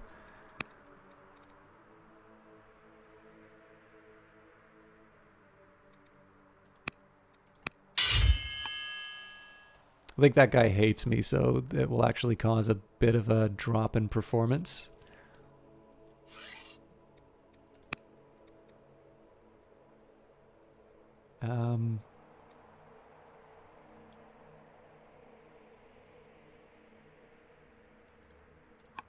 It's not worth it, really. So...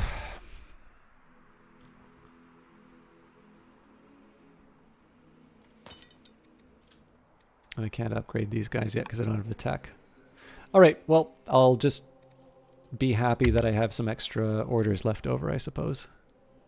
So we're going to lose a little legitimacy for failing to capture a foreign capital. I don't see us taking Carthage in 3 turns. Frankly, I don't see us taking Lixus in 3 turns.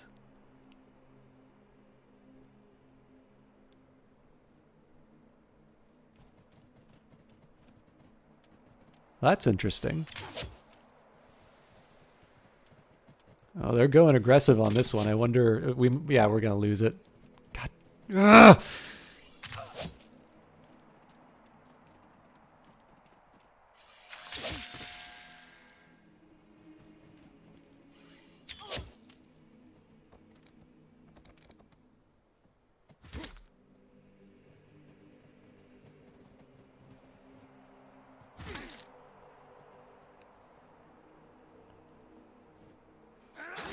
Okay, that's unfortunate. The militia will help, though. You are now known as Belisunu the Able. Queen Belisunu the Able has tutored Prince Hammurabi, improving his wisdom. Duke Abi Ratash the Educated has recently proven his good sense and insight and has gained wisdom. Prince Hammurabi has grown more confident and charming. He has gained charisma, and General Gashan Sunu the Scientist has converted to Babylonian paganism. Okay, so it's kind of important here that I keep an eye on... what techs I can draw. So there is a risk if I redraw that I get the Free Court Minister, which I don't really need right now, but I also potentially get machinery. I think I'm going to go with what the game is recommending here and do monasticism, because I feel like I've sort of fallen behind on the religion game. And I'm also going to hope that my worker doesn't die here. Okay. Once again, we try to make something of the city. Now, the good news there is this worker is finally in the region it's supposed to be. We're slowly going to work our way to Ashuna.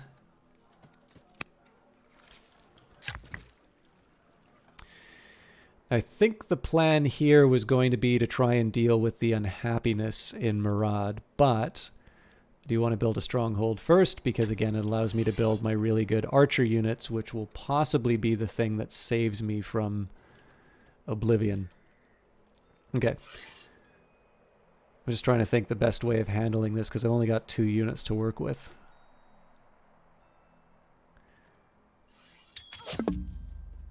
You're kidding me.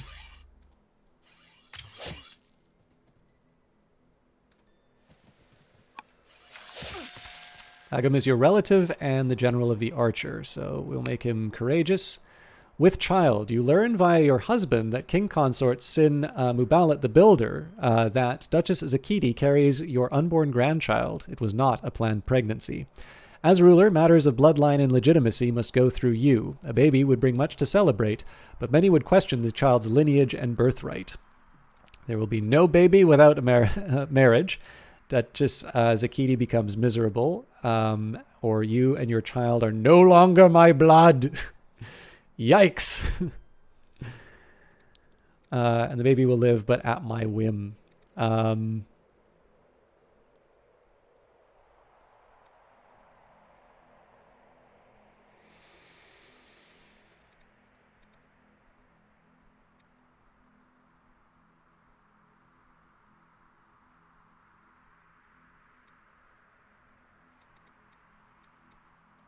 I feel like the line is pretty secure. So you and your child are no longer my blood. Zakiti has an illegitimate son, Gandash. Now that Zakiti has completed her study of commerce, how shall she contribute to the court? I do not want her to become a schemer. So, influential politician. Divine rule or legal code. Critics decry the court's silence on religious policy. They say it is past time that we declare our stance, whether we support divine rule or legal code. So, it's very tempting to do divine rule, but it is quite expensive as far as money is concerned. Legal code costs us in orders, but gives us civics as well as opinion. I think I'm going to go for divine rule, though, and we're just going to have to reorganize our economy around it. Okay, let's get some tutoring in.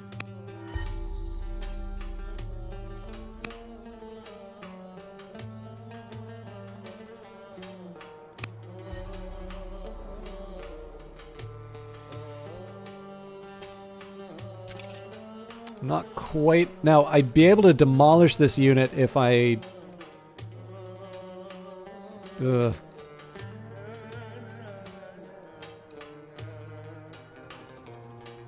So I thought if I attacked from this... Oh yeah, no, it works. But I don't want to do it that way. Yeah, actually, I don't need to make this any more difficult than it already is.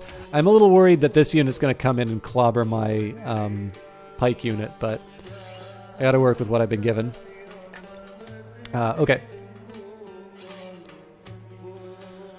Who do we bully next?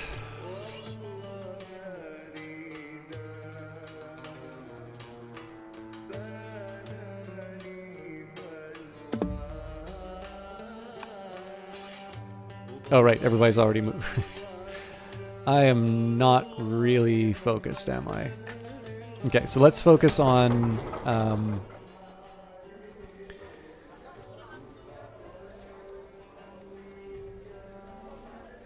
Ugh, so many decisions. So we're on the way to building our stronghold. We still need to build the citadel. I think I'm still going to work... We'll go for the trapper first. And at some point I do need to start holding festivals because this unhappiness is getting a little ridiculous. But again, I want to focus on construction where I can, and then we'll take care of our military units.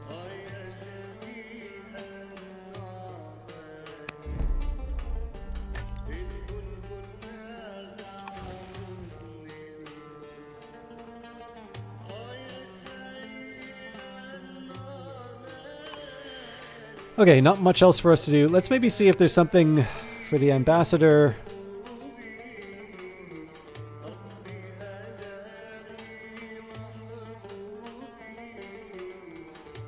Yeah, we don't have the resources to do most of the stuff we want to. That's fine. My big goal now is just to get to that 10 cities marker. I mean, right now I just need to rebuild my army, but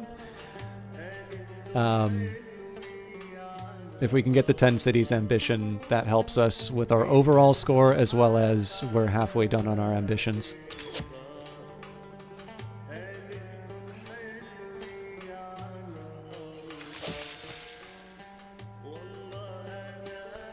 So, am I crazy, or did it take one fewer attack to take out a unit than it normally did?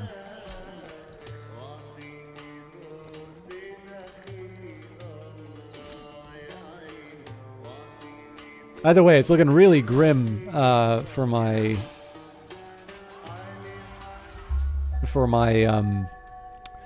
range units. I'll have to check that out after the stream. Whiskey's amazing. Pyramids completed. Word of our knowledge of composite bow has traveled far. An emissary representing Queen Camilla the Brilliant of Rome arrives at court, humbly requesting that we share with Rome what we know. It would not be wise at this point to share state secrets. The pyramids! It is done! The pyramids of Ashuna tower above the surrounding lands, the polished stone gleaming in the sun. A labor force of 100,000 workers have cut and raised over 2 million blocks of stone to create the monolithic structures, with intricate tombs and passages hidden behind the unyielding stone surface. This is a burial site truly worthy of a Queen of Babylonia, one that will stand as a testament to our people for all time and be a symbol of the glory and power of our dynasty.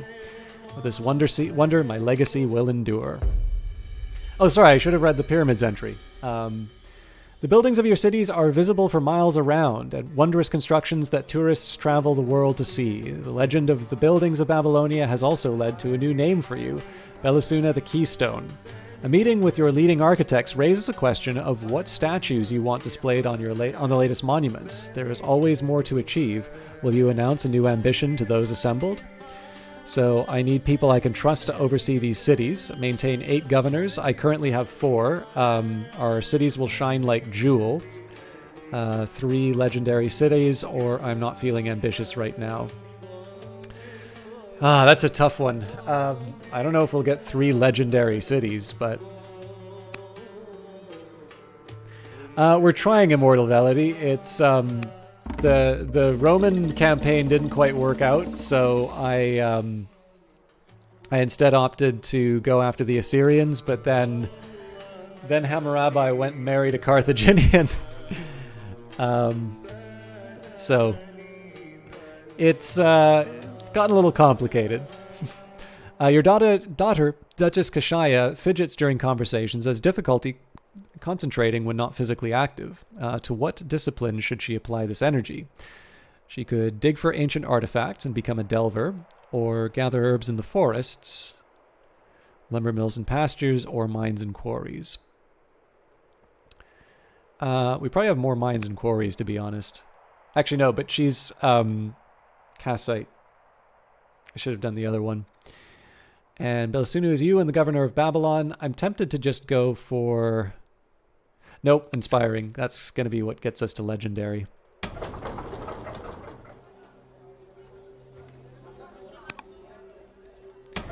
Okay, Borsippa.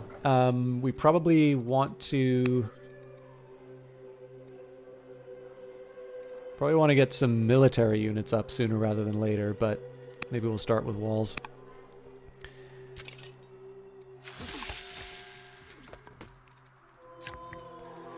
Okay, so there's an open quest. Like, I have no idea what I'm going to do with my archers here, right? Because, like, if I try and run, they're just going to get caught and murdered by the archers in the open. But if I stay put, I'm also gonna die. So it's a pretty impossible situation I find myself in.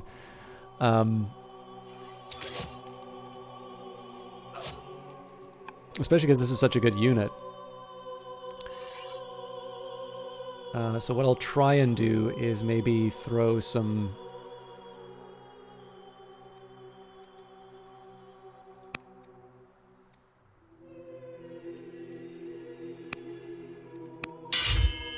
Oh, no, sorry, not a general. Force march.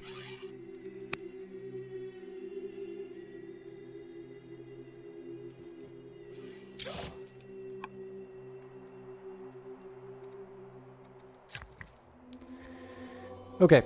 Again, where I can, it would be nice to try and deal with some of this unhappiness. Although I also need to deal with a money situation too. What do we do for you?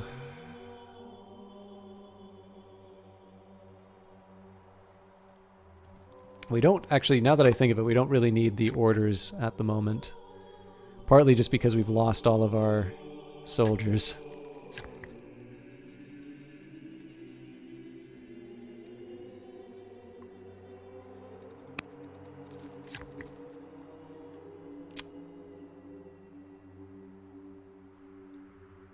Are you trying to tell me there's no cultural buildings I can build here? I don't believe that.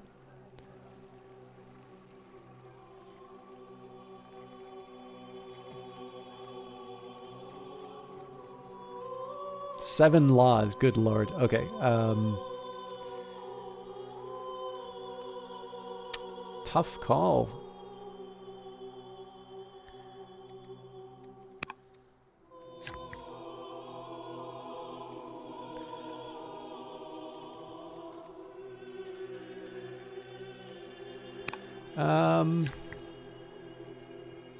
Lumber mill it is.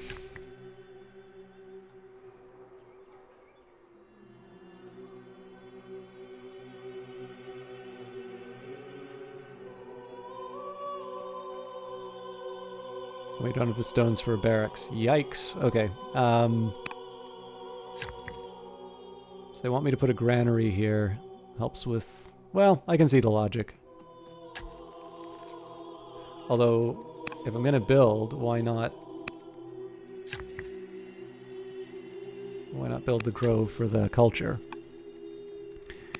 Which reminds me... Oh. Do not... Oh, that's right, because we're building the gardener for the lavender now.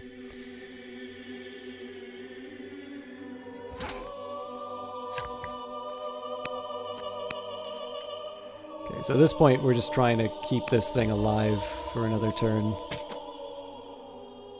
So if they move in closer, this thing's dead. We'll see how it goes. You gotta head out, but it was nice catching the stream again. Thanks again for letting you advertise in here. I'll catch you next time, and hopefully have some free time in the next 2 years. Well, first of all, congratulations again on your Kickstarter. I'm sorry I probably have not been streaming the way that you know, people like for the last little while, but man, this is a tricky situation I found myself in. Yeah, I hope I get a chance to I don't know, I'll definitely keep an eye on the Kickstarter, and I hope I get to see a big sort of groundswell of support next time I run in. But I'm actually probably going to wrap up after this turn as well. I'll see this through to the end, but like this is looking brutal now, right? Like I've basically lost my entire army on both of these wars. So I think probably the way I'm going to handle this, it is tempting. So yeah, -5 legitimacy for failing to capture Carthage. Rome is converted to Christianity. Their opinion of you has gone from cautious to upset. King consort Sin Mubalit the Builder has converted to the Babylonian paganism, and Kudur Inil of Opis has converted to Babylonian paganism. So, I mean, I'm wondering if I can just try to make nice with the Carthaginians for enough. It's like Greece is much stronger, Rome, Syria, like everybody counts as much stronger than me. So I'm wondering if I can just try and put a cap on the wars and like just try and go for that victory. Greece has really been catching up. So in this particular case, we would need to have 44 in terms of our score. But I mean, it's not impossible, right? If that's what we decide to focus on. Now that Duchess Kashaya has completed her study of tactics, how shall she contribute to the court? A tactician or a zealot? I think we'll go for a tactician. Okay. This unit lives another day. The Greeks have shown up. This probably means there's a fight coming up. Actually, you know what? I think I'm going to wrap it up here. I'm not entirely sure I've turned this into... And I don't think that I'm in a better situation than I was at the start. But I at least have some things that I can do. And we'll try and work around it.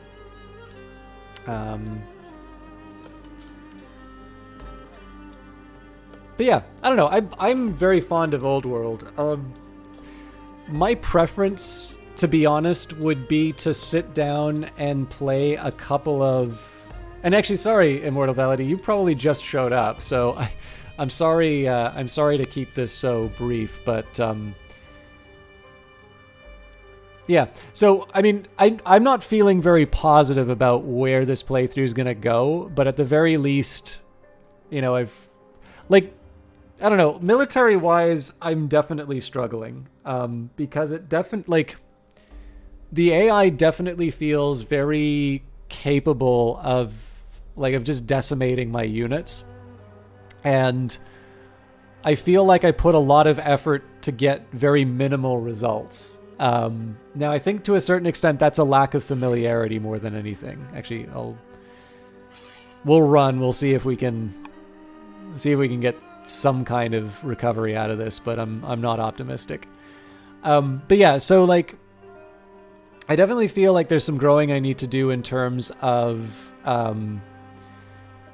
getting more out of my military. I definitely notice that once there's a lot of units that appear on the board, I really struggle with that. And it feels like, I mean, so to a certain extent, there's something really interesting about the way the strategy of this game works. Like, if you are defending, you've got a really good time. You've got a really easy time of things. Because, like, Assyria and the Romans did this to us as well. You just pull your units back and heal them up and bring them back in. Whereas if I want to try and do that, I'm waiting a long time.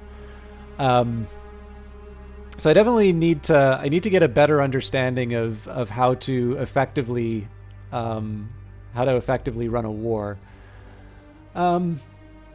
But please don't take that as a lack of enjoyment of Old World. Like, I like that Old World gives me a lot to think about. The only thing I'm a little worried about for this playthrough is that I've put myself into a situation where there's not a lot of hope or not a lot of benefit to extending things out. And again, I'd actually really just like to sit down and spend some quality time with this game, like thinking for myself about how I want to try and achieve certain things, and then sort of turn that around and say, it's like, okay, so now that I've got some good ideas, and then, you know, kind of be able to say, here's how I would have dealt with this differently.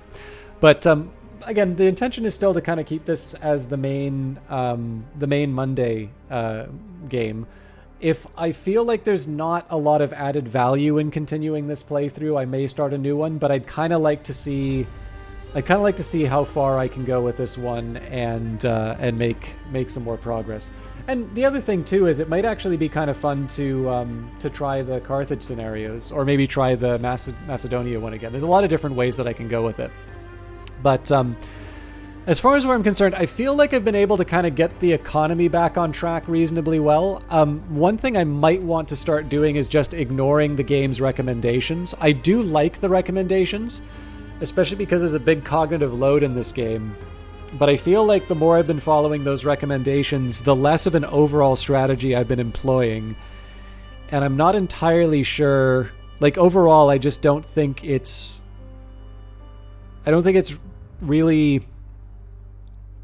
good for me in terms of just, like, getting better. Also, like, I haven't really touched religion at all, so that's going to be another thing that I need to pick up.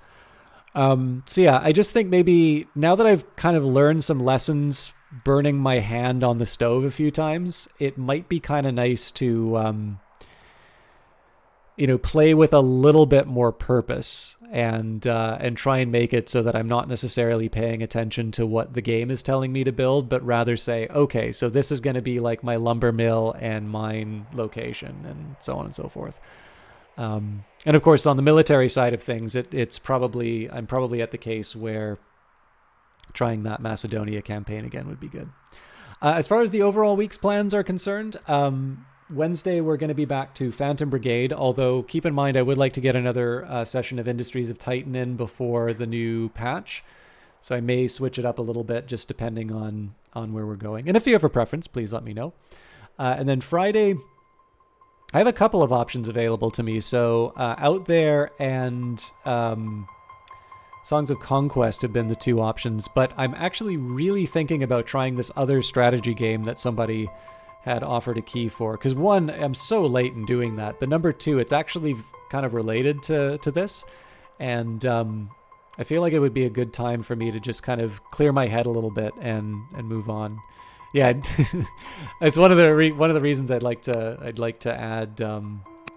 I know I won't save those moves, but that's fine. But yeah, anyways, for those of you who... I know there's definitely a few people who kind of moved off, and I don't know if you'll check the VOD afterwards, but sorry if this wasn't what you were looking for. I'm doing my best. I'll try and get a little bit better at Old World. But for those of you who said kind things about the... kind things about the stream, thank you for that. I sometimes don't quite know where my strengths are as a broadcaster, so it does actually help to hear what people like.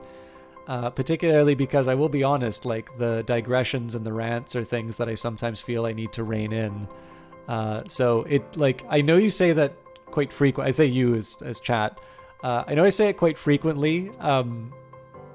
Sorry, I know I hear that frequently from chat.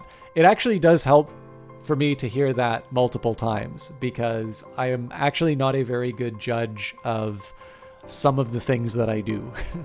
So obviously, it would be nice to have like a huge channel that everyone loves. And I'm not necessarily sure I'm on a trajectory for that. But that's not the only option on Twitch. To do something that I find fun and something that other people find fun is equally rewarding. So thank you for hanging out with me, even if I've not been, a top tier broadcaster. I don't know. I kind of feel like I sort of stumbled this time around, but maybe that's just me.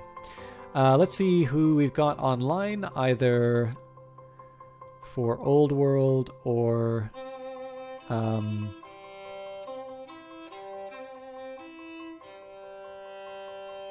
okay.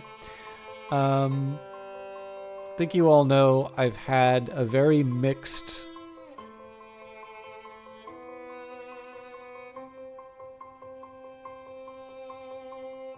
Okay. Yeah, so I've had a bit of a mixed track record when I've been doing some of these unknown hosts, but I really do like supporting the game that I'm currently playing. So we've got a fake pretzel. Now, again, I don't necessarily know this broadcaster, but it does say first time playing Old World, random, let's go. And the description is for those of you who like 4X games, puzzle games, and nonsensical streams of consciousness interspersed with dad jokes. So that seems kind of on brand for me. So I hope it's in line with what you're looking for.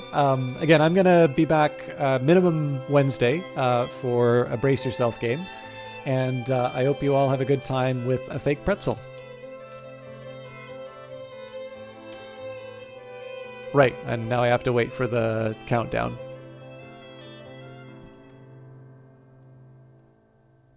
I'm not sure what else to say. Oh, actually, I know one thing I can say. Steam sale. Old World is 20% off, as is Heroes of the Aegean. So if you're waiting for this game to be on discount, now it's on discount. All right. It's actually quite a few less than I was expecting to be joining the host. Fair enough. Thank you, everybody, for watching. We'll see you Wednesday. I could sing you a song. Maybe I should make that like a system stock reward or something like that. All right. Thanks, everyone. Have a good night.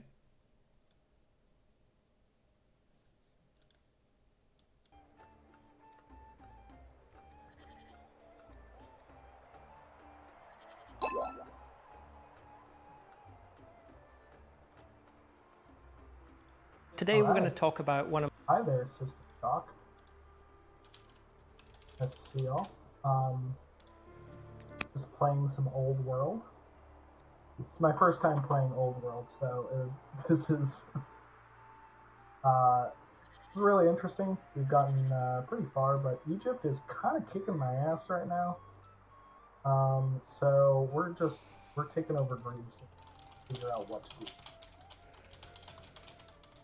So we've gotten most of Greece's cities. We've gotten